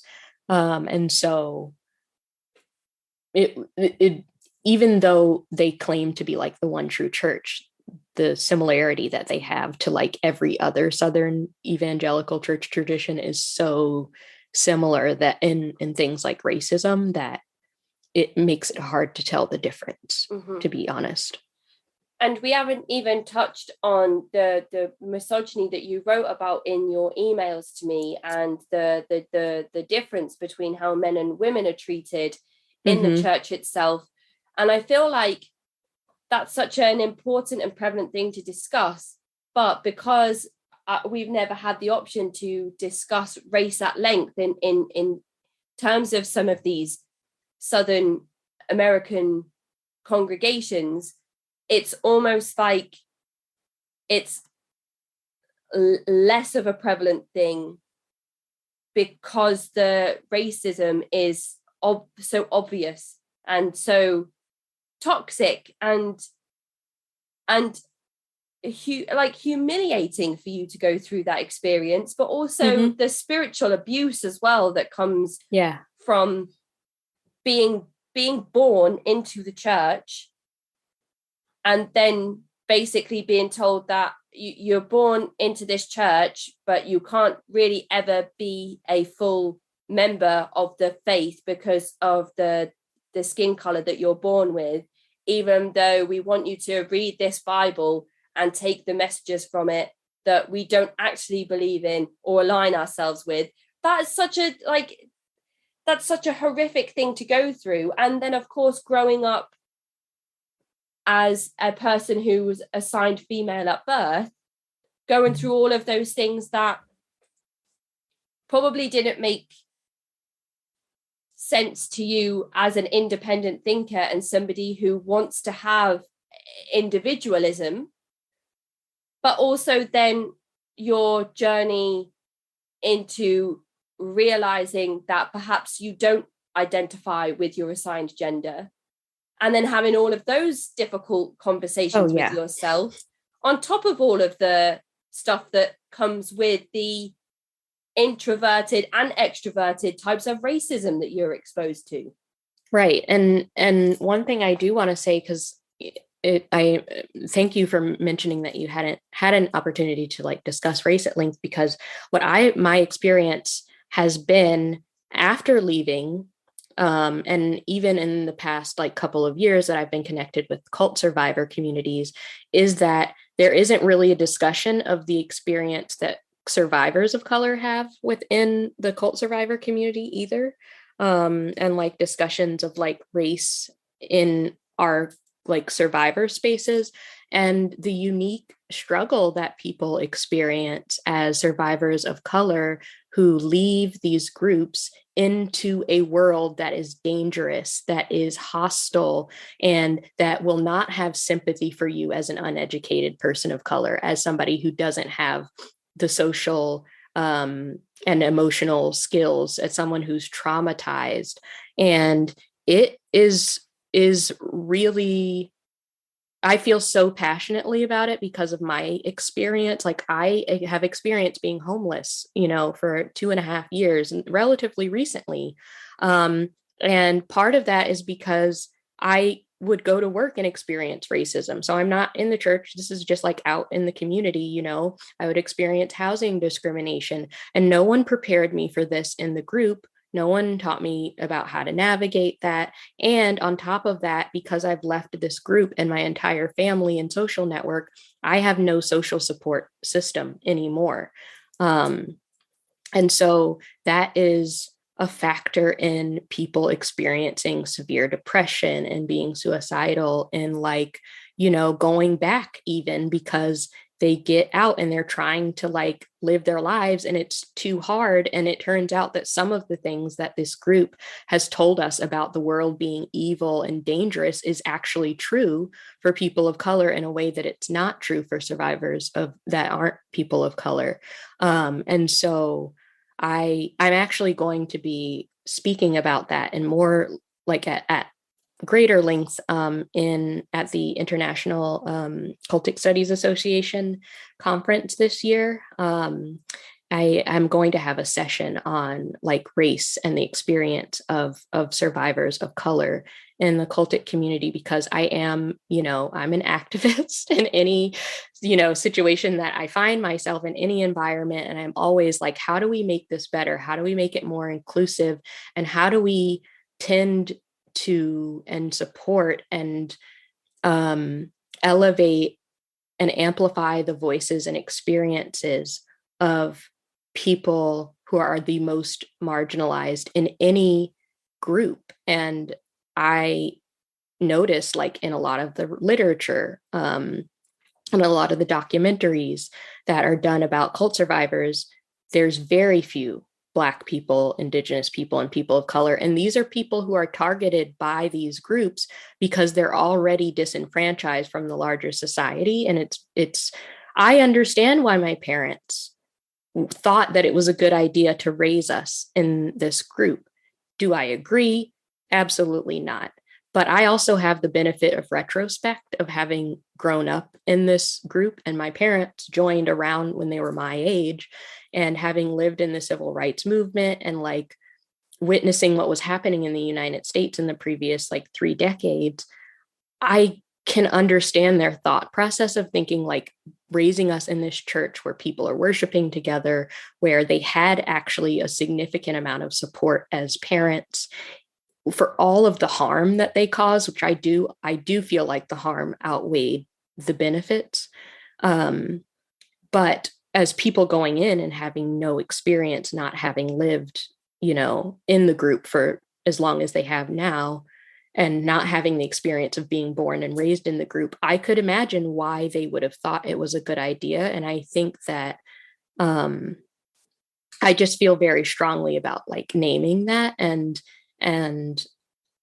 naming that I think cult survivors are in a unique position as people who know what it's like to be othered, as people who know what it's like to other, as people who have had to reconstruct and deconstruct our entire worldview, that we are in a unique position to even address things like racism among ourselves, because like even more than the general population, I think, because we have practice at doing the things that need to be done in order to change these sorts of things. And so it's just something I feel really strongly about. And it's something that I want to just name and lift up.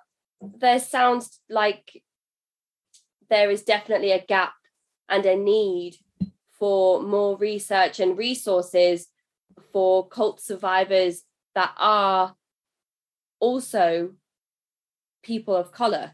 From what you've said there, it sounds like there's a big gap and a lot of information missing. And I think it's so fantastic that you are applying yourself to that, to provide that research and those resources for people.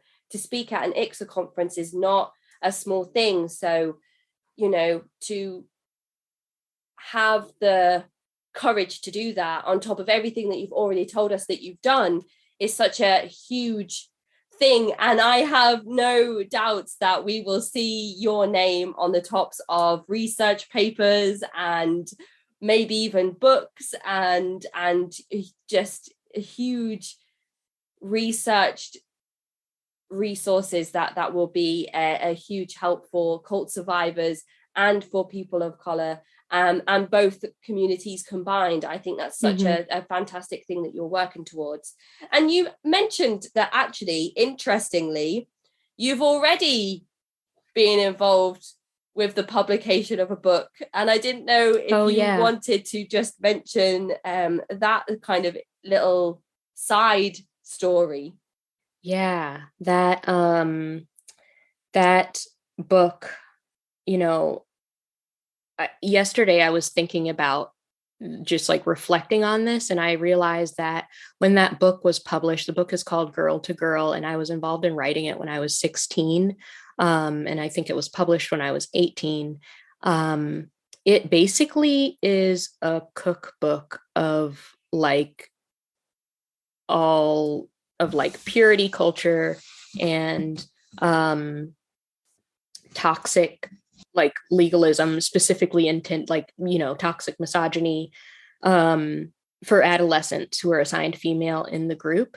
And in retrospect, it's incredibly toxic, and I don't agree with any of it now.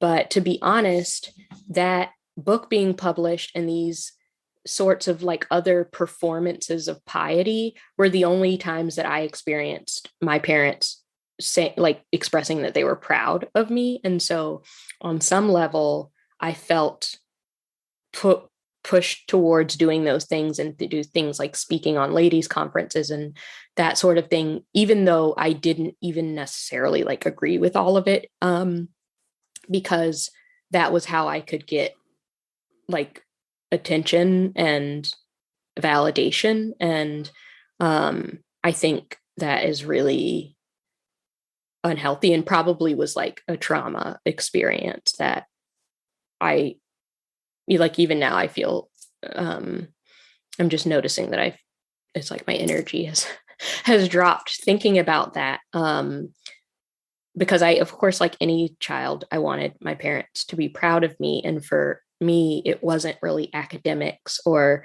even as an adult, like a job or any kind of outside acclaim that I could get. The only things that really would make them proud of me is me being seen as a performance or achieving things within the Church of Christ, because that group is so insular. And people do kind of become like Church of Christ famous, if you've written books and that sort of thing.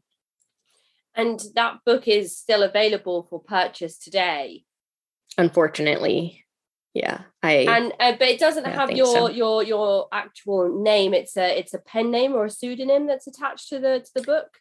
No, so that's when I came out as non-binary, I changed my name. And so that book is under like what was my legal name. Right.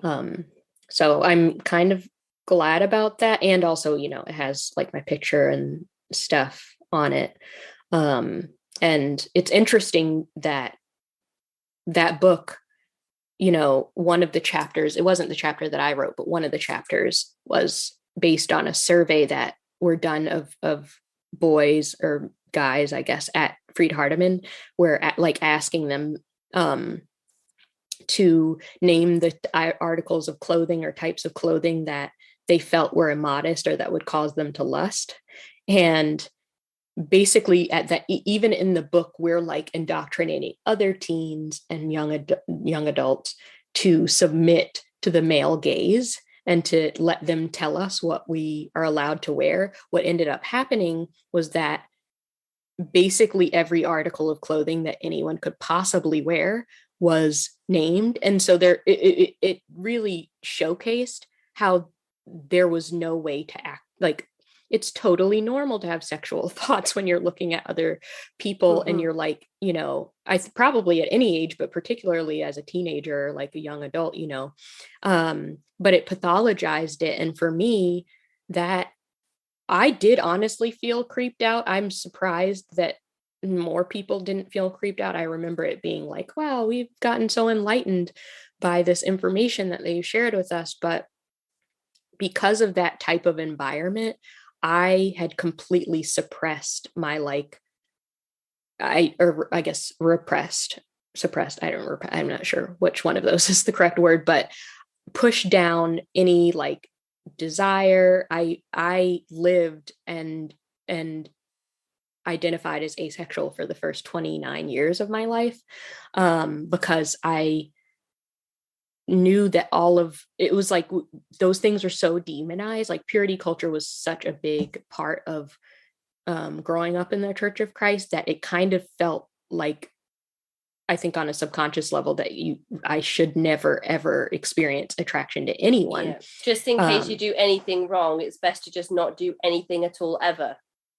Yeah. And you can't just turn that off. I know other people who have even gotten married and had trouble, having really messed up views of sexuality and gender because of how we were taught to think about mm-hmm. those things. And that book contributed to that mm-hmm. for sure. Well, I saw a post on Reddit the other day. I've mentioned this in a previous interview, but that it was a post on r/ex-Christian, and it said, does anybody else struggle with fetishes because of the purity culture that they grew up with? And the thread was both men and women. Well, I imagine it was all people. The thread was mm-hmm. all people discussing fetishes that they have grown. I don't know what the right word would be. Yeah, developed or... fetishes that they have developed around purity culture, which basically just meant that they became attracted to hair of a certain length or skirts of a certain length. So if the women could only wear skirts below the knee, that then became attractive and fetishized by some of the people in the church and the congregations that these Redditors were speaking from. So it, and when you mentioned the male gaze there, you know, women's mouths and lips are so over sexualized in TV, film, media, that then in everyday life, even when people are just having conversations with women who aren't wearing lipstick or doing anything to obviously overemphasize those features, does that then not just necessarily mean that women's mouths are then sexy anyway?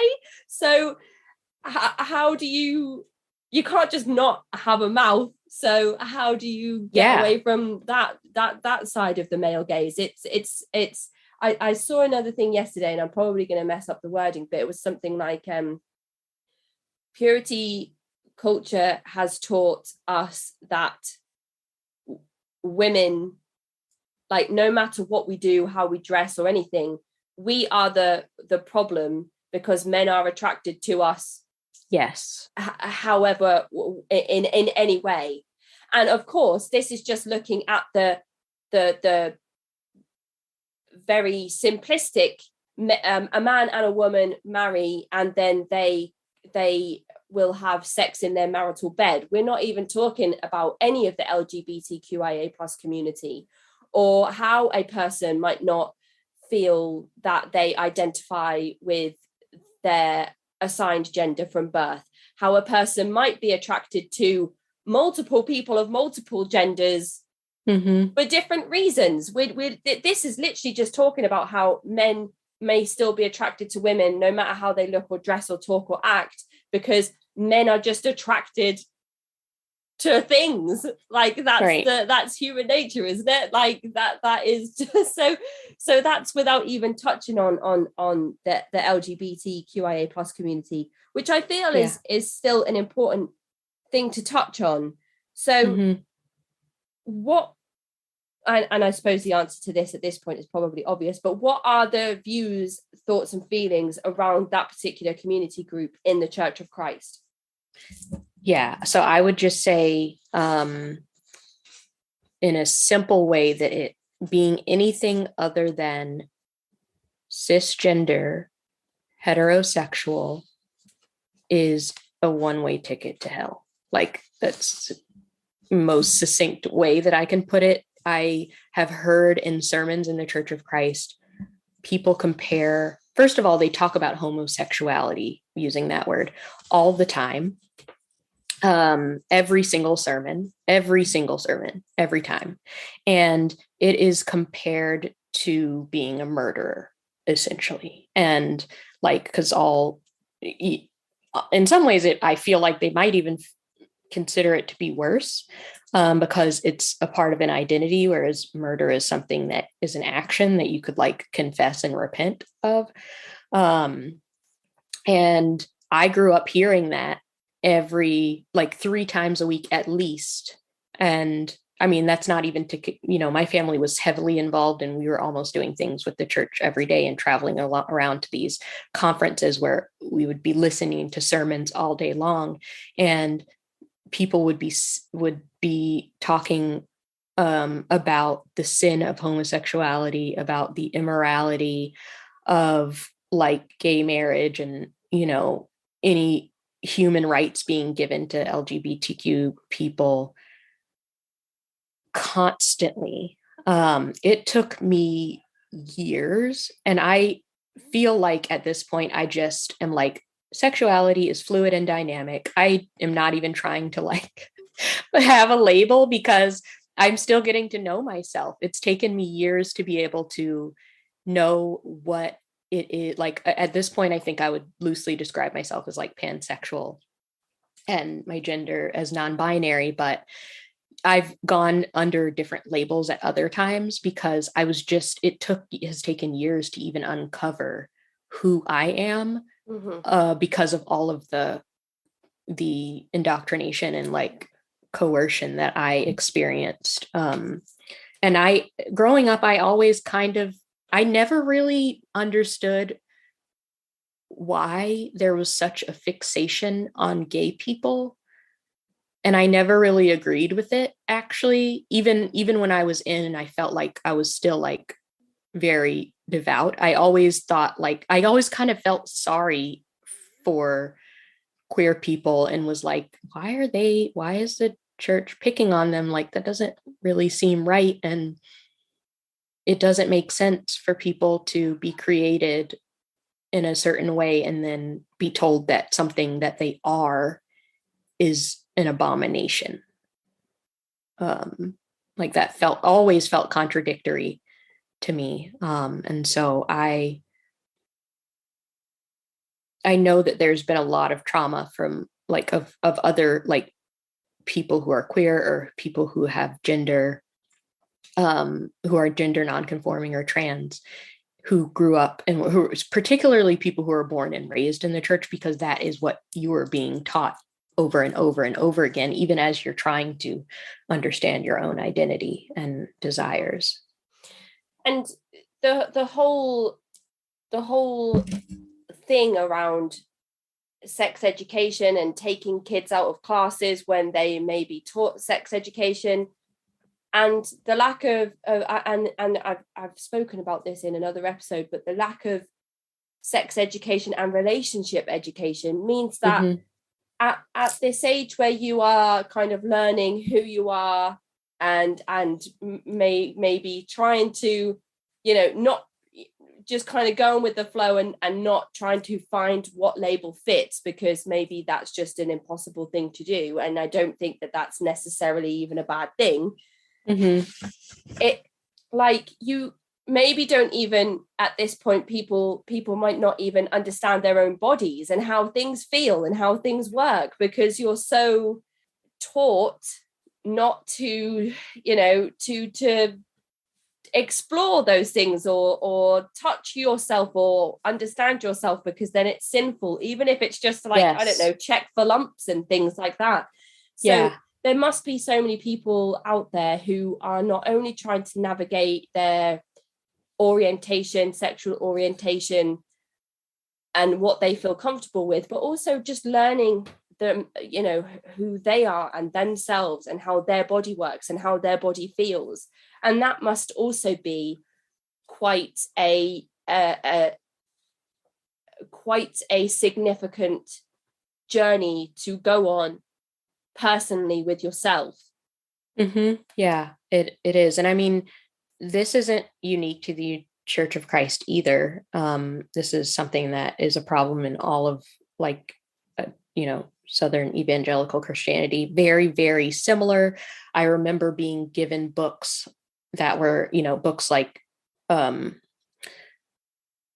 Kissed Dating Goodbye, things that were about purity culture that other evangelical young people were reading in other churches. So there wasn't, as much as the Church of Christ, like the rhetoric is that they're set apart and they're different, they actually weren't that different. And this is a problem that is a cultural problem in the US, and I expect in like Western countries that have tended to be more Christian, or I mean, probably not just those, but in my experience, from what I know, since I haven't, been everywhere, but it is incredibly damaging, and it takes a lot of courage, even after leaving, to explore one's gender and sexuality. I am so grateful for my queer and trans people of color community. I feel like in the moments when I had no support network, those are the people who showed up for me and who have, helped me be housed, who have connected me with, because of all of the brainwashing and the trauma, I had experiences of being very disconnected from my body, which has led to illness and me getting sick and frequently like not even realizing that I was sick. I had an experience in Seattle when I lived there, of collapsing on the sidewalk outside of my workplace. Oh my goodness. And I was clearly not well, but I was so, because I was taught that the body is evil, and the body is, it's like, as a person in a female, in a assigned female earth body, like your body is a temptation. It is, if men lust, it's because something's wrong with my body. I'm not adorning it properly. It's because my body is inherently sinful and is inherently a temptation. And men are encouraged to blame women for, first of all, you can't stop your thoughts. That's actually not possible. And so as a result, like women and people, it's hard. I'm using binary gender because in this group, that is the only gender that's acknowledged. But I carried a lot of that kind of suspicion, like the habit of people like casting suspicion on me as somebody who's like, attractive, who I am not at all submissive. I'm not sure if you can tell. And so as far as like what is considered feminine and acceptable for like a woman in the Church of Christ, I did not fit that, and had a lot of anxiety about that growing up, and so became very disconnected from my body. And as a result, that has manifested in chronic illnesses. And I know I'm not the only one to have experienced that. So it has been a journey, even in that sense of just like becoming consciously connected to my body, so that I know when I'm sick and when I'm injured and when something's wrong, and learning to pay attention and to be able to ask for support, and to not feel like that's weakness, that actually interdependence is my value. I believe independence is a myth.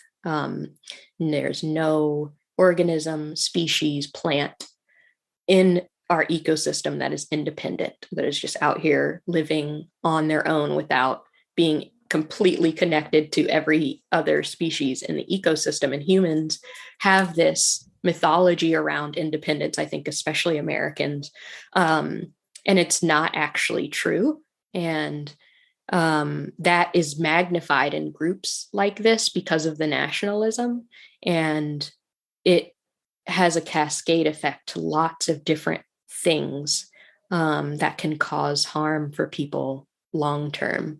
Mm-hmm. So that's something that is an ongoing thing for me that I'm like working on, being like not dissociating. Part of that also is connected to, I'll, briefly mention, I had a lot of like repressed memories of abuse that I experienced in childhood that I feel like is condoned and covered up within the Church of Christ. And I know I'm not. I've spoken to other people who are born and raised in the group. And in the past couple of years, I have felt it's felt imperative for me to work on healing that, because it has been affecting my health. And I would notice that I would dissociate and, not know that I have, injured myself, or, and that it would be affecting my mental health, to the point that I became incapacitated and couldn't work, for an extended period of time. And I feel really grateful that I was able to come across somatics, that I have a wonderful community of like queer people of color who have supported me across the country, and who have done, I think, what the Church of Christ in some ways, in some ways they do well as far as like supporting each other within the group. But my feeling is that this should just be how society operates in general, that we should like give a damn about people, whether or not they believe the same thing as you, and that we should care about the well-being of the planet, and realize that we are all interdependent and connected. And so those kind of the ways that I saw that practiced within the group, some of it was really beautiful. There was this woman at one of the congregations who she potty trained at least half the kids in the congregation because she was just really good at it. And so parents had support like that when they were having trouble potty training their kids, and that's not something that just exists in the larger community. And so it is something that when you leave, you're like, wow, like I missed that. Or like, if someone lost their job, knowing that like people would make sure they didn't become homeless, or if you're sick, to know that people would bring food. All of these things are things I want to hold on to. I don't want to get rid of those things, but I just want to expand it and have it be more than just like this narrow group of people. And non-conditional as well, conditional upon your status as a church member or your status within the LGBTQIA plus community, all of those things, just to make it non-conditional, support for everybody, support for just human beings and life in general. Right. I'm like, this is how, there's a quote that I feel like perfectly sums up my feelings about it. And I do pull from my experience. I think it's really important for me in my deconstruction process not to just like throw out everything that I learned. Part of the reason that I'm an activist is because this is how I was raised, and I was reading these texts and seeing like Jesus flipping over tables in the temple because they were exploiting the poor, and me thinking like, yeah, like you should go Jesus. Yeah, like this is wrong, and we shouldn't be exploiting people. And whether that was actually practiced, in the group, what that, I would say that probably wasn't. But there's this quote by Adrienne Maree Brown. I actually have it like taped above my desk, and it says, "I have a vision of movement as sanctuary, not a tiny perfectionist utopia behind miles of barbed wire and fences and test and judgment and righteousness, but a vast sanctuary where our experiences as humans who have experienced and caused harm are met with centered, grounded invitations to grow, where winning is measured not just by the absence of patterns of harm, distrust, and isolation, but by the presence of healing and healthy interdependence, where we are skilled at being honest, setting and honoring boundaries, giving and receiving apologies, asking for help, and changing behaviors." And that's from her book, Adrienne Maree Brown's book, We Will Not Cancel Us. And it's written, kind of in response to cancel culture of like, when people do something wrong and they mess up, you just cancel them. And I don't support cancel culture in that way. And as an activist, I'm like, we have to be able to change and grow and allow people to make mistakes and to learn how to repair relationships. And that wasn't something that I learned in this group, but the kind of devotion to community is something that that is still a value. And that I want to, perhaps even in a peer support type of network, to be able to create and build with other folks, because our world needs it. It's something that's lacking in the larger society, which is why groups like this are appealing and why people don't leave them in large part. To me, everything you've said there just sounds so perfect. And when people speak to me about the promise of a utopia or the promise of a better life, everything that you have said there would be enough to lull me into a high demand group or cult, because that sounds idealistic and perfect to me.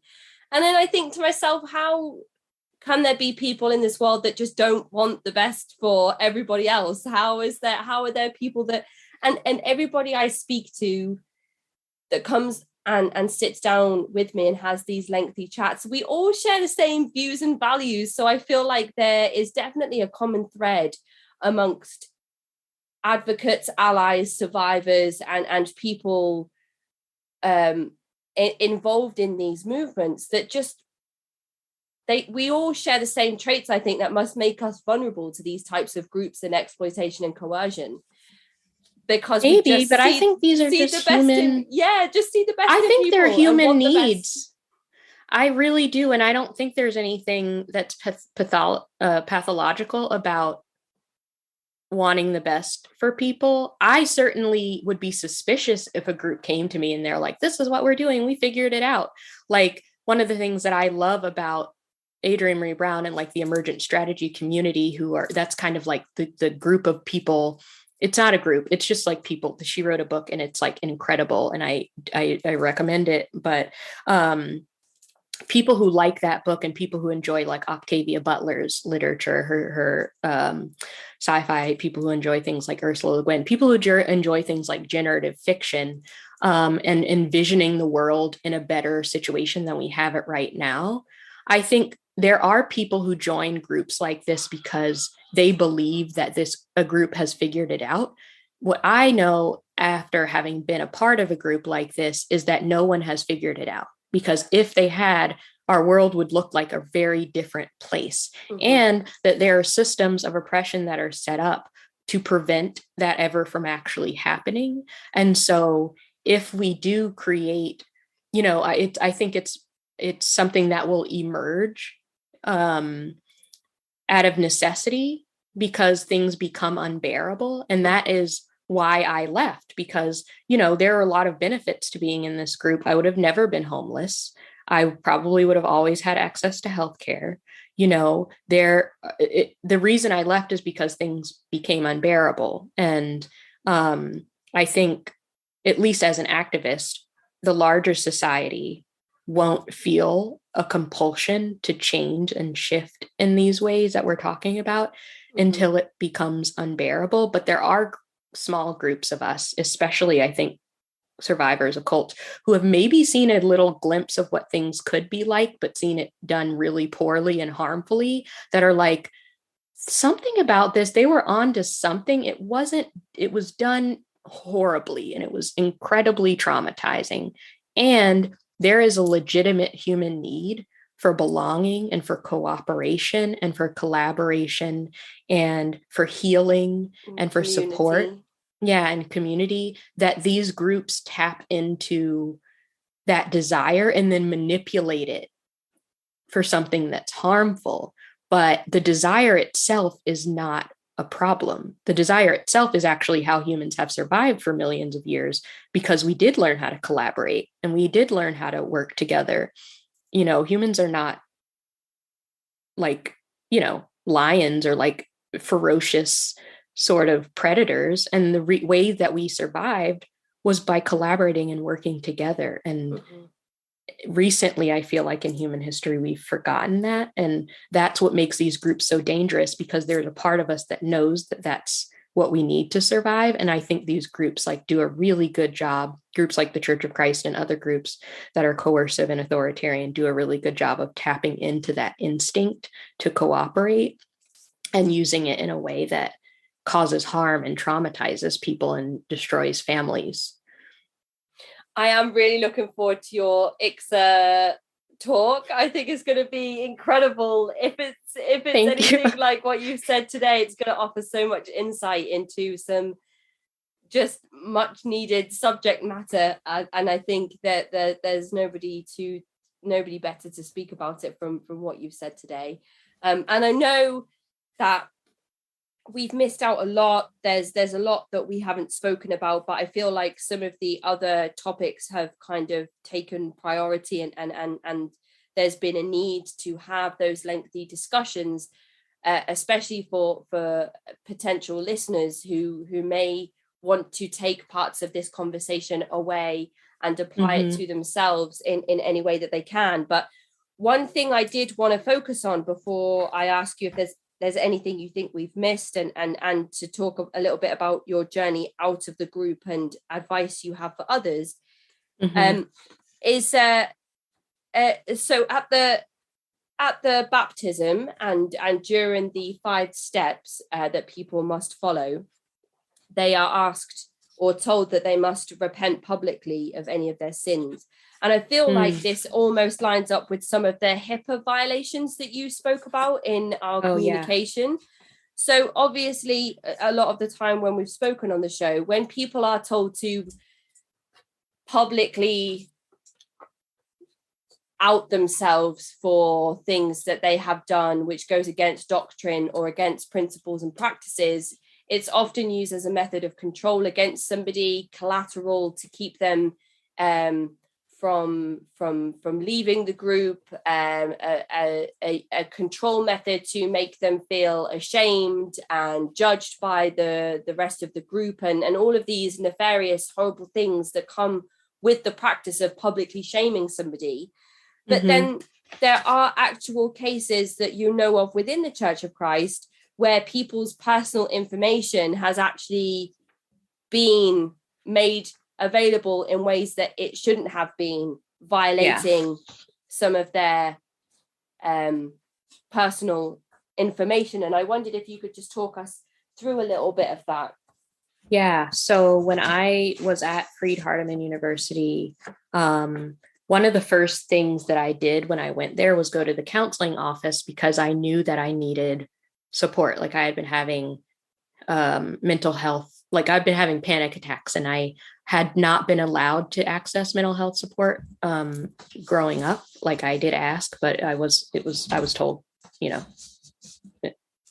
basically it was against, my parents weren't in support of that. And where you're just told that depression and anxiety is like a demonic attack, or like not having enough faith or whatever. So I went to the counseling office and I had one conversation. I don't even know if this person was a licensed therapist, but it was the person who was the director of the counseling office on campus. So the person that you needed to talk to in order to get any sort of counseling services. And I had one conversation with her, and the next thing I know, it may have been a week or two after that conversation that I had shared, that I was struggling with some doubts, that I was feeling depressed, understandably, because of, some of the things that I've shared that I experienced. Absolutely. And the next thing I know, my parents are at the school,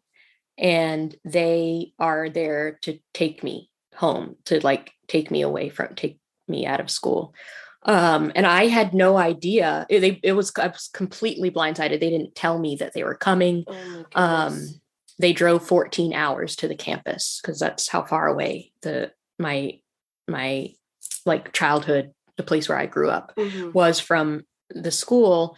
And I didn't go with them. But what I later found out was that after I talked to the person who was head of the counseling office, she called the head of the honors college, who I was in the honors college at that school. And he called my parents, and she had called him and told him everything that I said. And then he called my parents and told them everything I said. And I guess had recommended that they like come. And I don't think he had recommended they come take me out of school, but that was what my parents took away from it. And I know of at least 2 other people who that happened to. Thankfully for me, it was just the one session. But that not only violated HIPAA, but also FERPA, which is like the federal law that protects education privacy and confidentiality. It's a law that says that, if you're in college, your parents can't call and just get your grades or like find out anything about your school unless you've given consent. And I had not given consent. These other people hadn't given consent. And one of the people that I knew, it was going on for so long, like she was seeing the same counselor, and the counselor would call after every single session and tell her parents everything that she said. Goodness. Yeah. And she didn't know for months. That is such an awful violation. Yeah. Huge violation of privacy, betrayal, and a, breaking of the law. Absolutely. As well. And also, as you said, that left a bad taste in your mouth, and it took you a while to decide to try speaking to a professional again, or I would say professional in air quotes, because that person has obviously not acted in a professional capacity whatsoever. Right. But you ended up in such a bad place that you were almost forced into going to find somebody that could help you find a way to manage the situation that you were in. And perhaps you may not have had to go back to that place or to even enter that difficult period had you not been scared away from speaking to somebody in that capacity in the first place. And right. On top of that, I'm pretty sure it's compulsory or mandatory for a lot of further education bodies to have a service that provides some type of well-being support, like the counselling services you've mentioned. So if that was not a mandatory part of education in some parts of the world, it doesn't even sound like it would exist in that particular college that you're talking about, because they obviously don't take it seriously enough to treat it with any kind of respect. No, I think it was more like a surveillance mechanism more so than absolutely. It was. Yeah, it wasn't meant to be therapeutic or like helpful.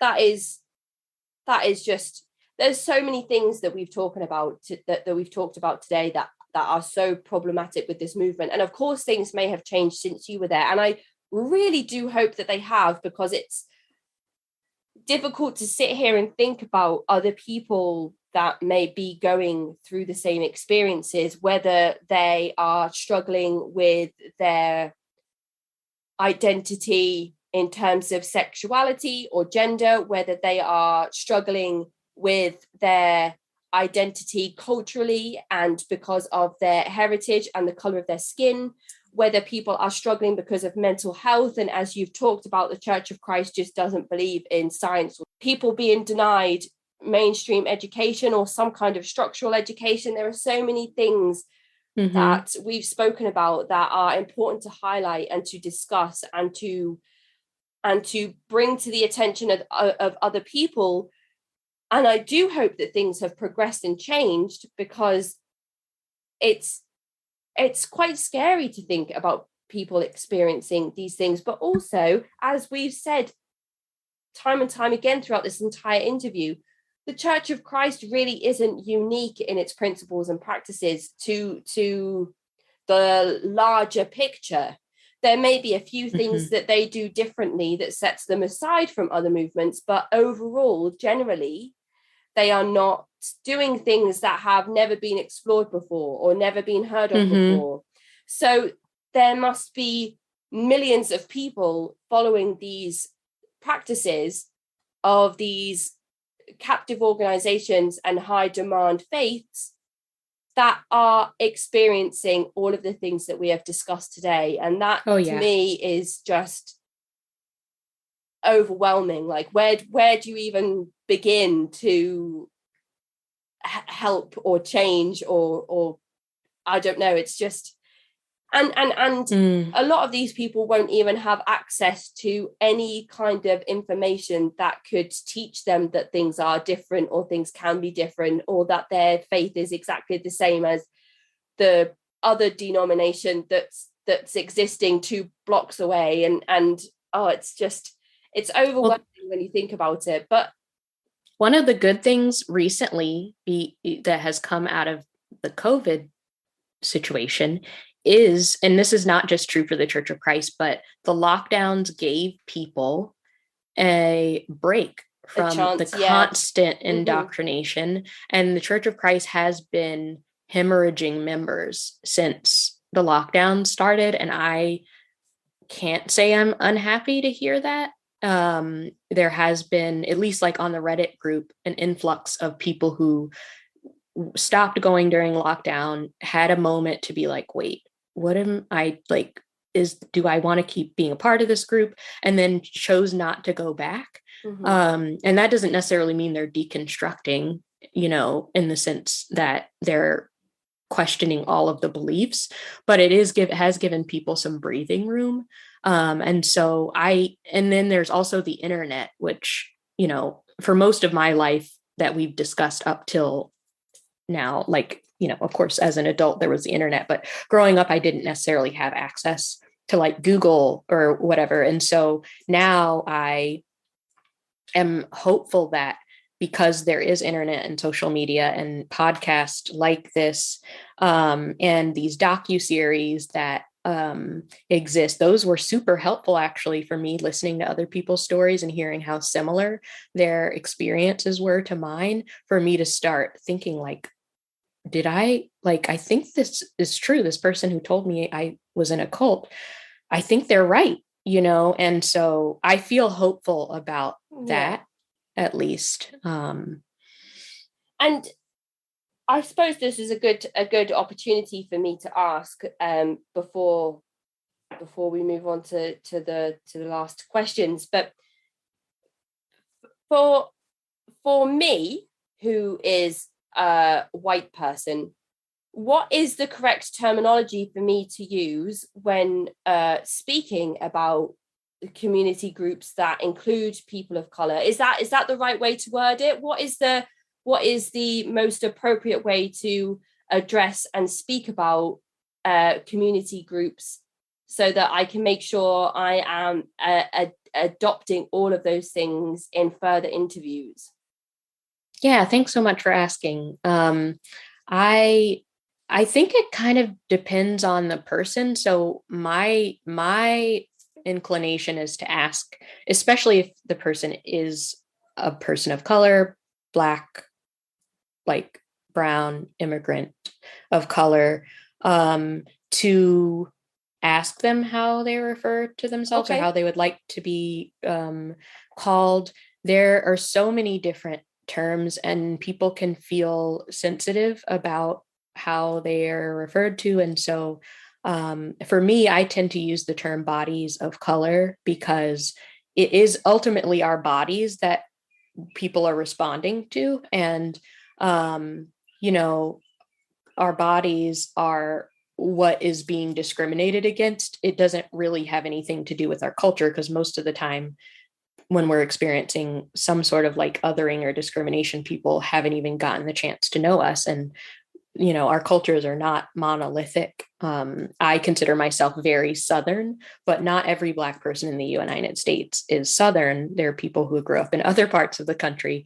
So that would be I mean, that's how I've moved through spaces. And, I certainly don't know everything. I know a lot about my own experience, but, one of the things that I have experienced is feeling a really deep kinship with people who are refugees and asylees to the US, because they have had the experience of leaving their life behind and having to reconstruct a new life. And I found that just even without trying or without intending to, a lot of them, I have a lot of friends who are refugees and immigrants, and I've learned a lot from them, and I've had to be corrected about, how I refer to them, or like biases that I have been taught. And so the biggest thing is just being open and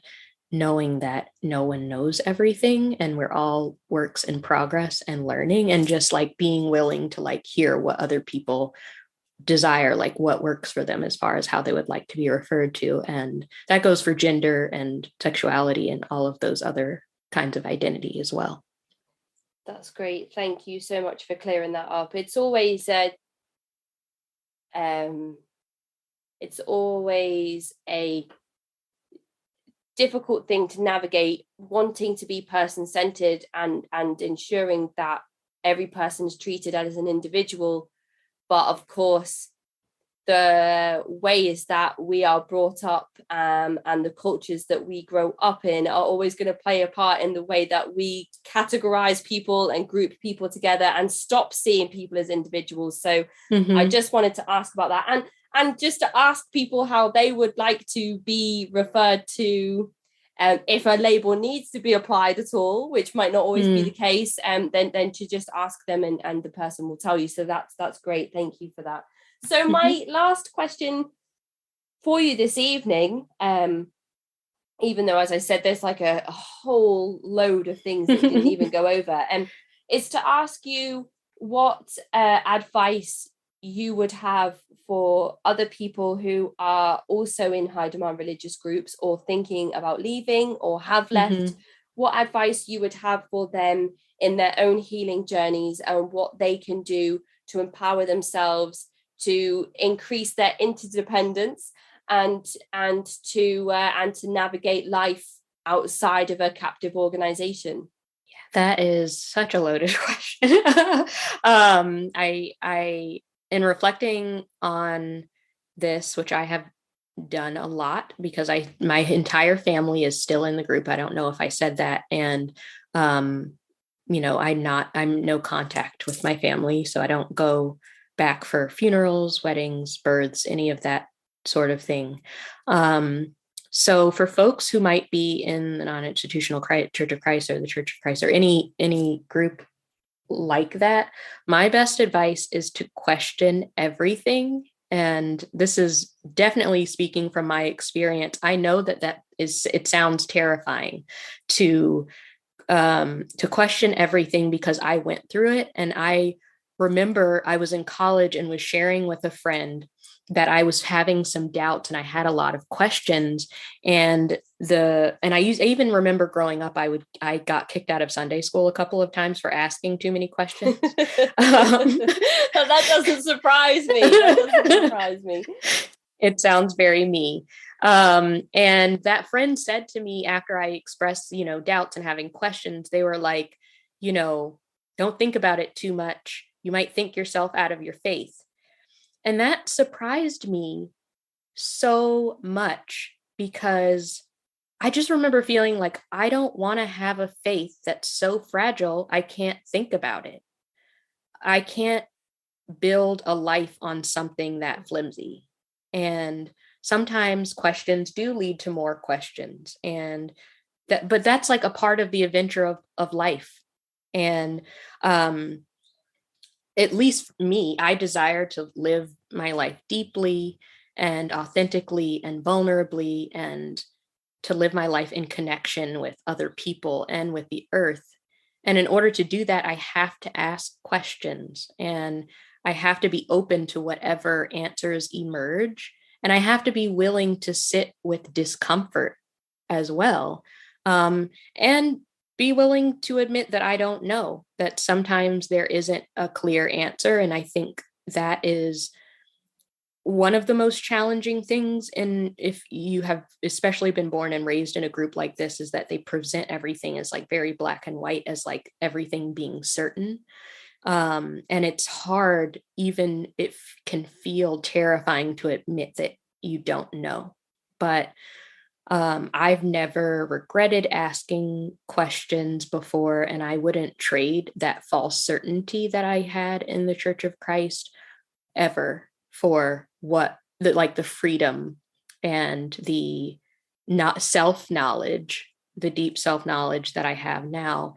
And I guess if people are on that journey, or they're looking to start the journey, to, start asking questions, and just to know that you're in good company, of many people before you and alongside you who are also asking these questions and sitting with discomfort and healing from having had the wrong answer to these questions at some point in the past and having experienced harm from that. So yeah, that's what I would say. And I even will say, like, if folks have questions like that and may want to have conversations, especially folks who are from the Churches of Christ, and especially if they're like people of color and queer people, like, I love having conversations like this. I love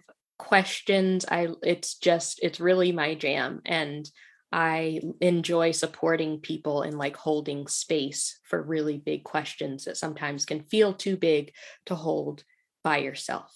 So folks can feel free to reach out to me. Absolutely. If anybody would like Evie's email address, or to reach out, then you can get in touch with me, and I will then email Evie, reach out to them, and we can connect people together. So get in touch, and thank you so much for everything that you've talked about with us today. Thank you for giving us insight into your experiences, especially because they have been so raw and vulnerable and connected to you as a person and an individual, and an overview of the religion and the movement itself as well, and how it may be impacting other individuals. And I feel like that is the greatest thing that we can do on this show: give an overview of the entire movement, but also then narrow it down to personal experiences that people have actually lived through, because then it's real. It's not just me reading off some facts about the start date of a church and some of the things that they believe in. You know, these are things that have actually happened, may still be happening to other people. And of course, we've highlighted some things that are of extreme importance around marginalized community groups, not just within faith-based movements, but in the world in general. These marginalized community groups that exist all around us every day, that may be more susceptible to exploitation and coercion because they are living on the fringes. And I feel like that's so important to look at and to discuss as well. And I cannot wait for your ICSA talk. It's in June, is that right? I think it's in July. It's either June or July. It's in the summer. But as soon as there is a link for the event, I will share it so everybody can tune in if they would like to watch it, with the International Cultic Studies Association. Very important work that they do at the ICSA conferences, and the research and people that they have attending the conference. And as I said before, I think you're an absolutely perfect candidate to go and speak about the bodies of color in the cult survivor space, and I really, really look forward to it. So thank you so much, Evie, for your time today, and I really hope that you enjoy the rest of your day. Thank you. You as well. Thank you, Evie. Take care, and I'll speak to you soon. Okay. Bye-bye. Bye. That is the end of this week's episode. If you'd like to get in touch, you can reach me at cultvaultpodcast@gmail.com, or follow me on Twitter and Instagram @cultvaultpod. I'm your speaker, Casey, and this has been The Cult Vault.